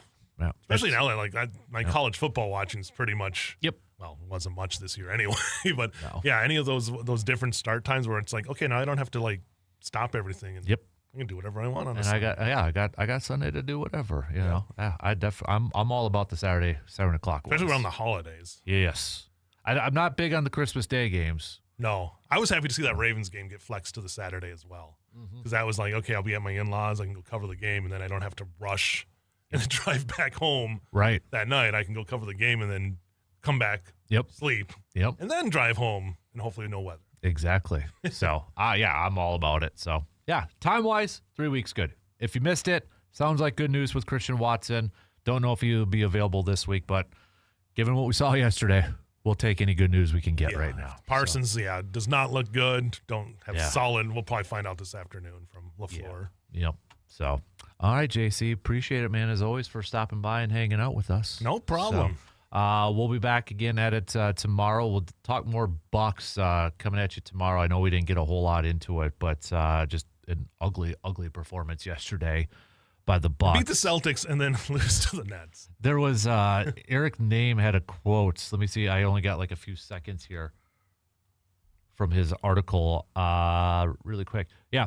Post-game, Doc Rivers said during the game he heard one of his players say, "Man, we're down that much to this team." And he replied, "This team? What about our team? We're 11-16. What are you talking about?" Hey, I like that. Yep. Call him out. Yep. Call him out. Have a good day, peeps. Bye. Tomorrow morning, 6 a.m. See you then.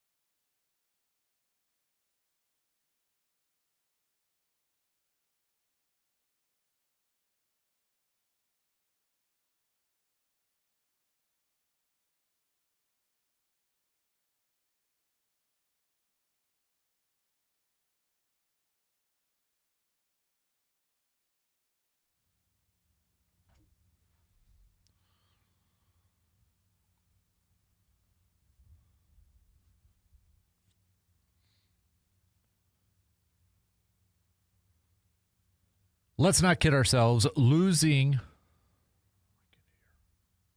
Let's not kid ourselves. Losing Micah Parsons is going to have a huge, huge effect on the Packers' chances to win a Super Bowl this year. It doesn't mean that the Packers can't win a Super Bowl, but it is going to take a massive. Let's not kid ourselves. Losing Micah Parsons for the season is going to take.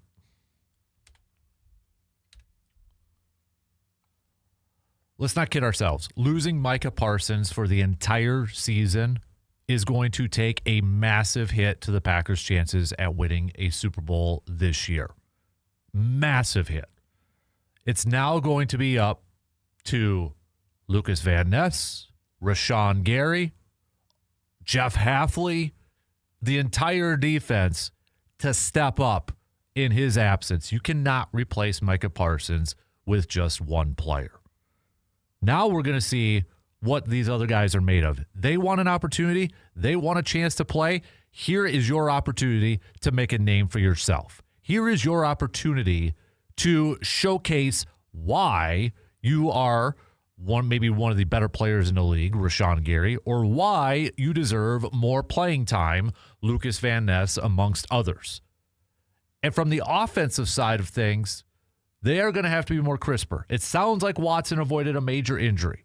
Don't know when he's going to be back. Same with Zach Tom. But everybody now has to take it up one notch if they still have Super Bowl aspirations, heck, playoff aspirations. It's not going to be an easy next 3 weeks. They still control their destiny. They still control everything that is in front of them. But they're not going to get any sympathy from the Bears. They're not going to get any sympathy from Baltimore, who's going to be fighting for a playoff spot. And you darn well know that Minnesota is going to want nothing more than to ruin any chance they have, that the Packers have, for making the playoffs or affecting their positioning. It is going to take a collective team effort to try to bounce back from an awful Sunday and get back into the postseason.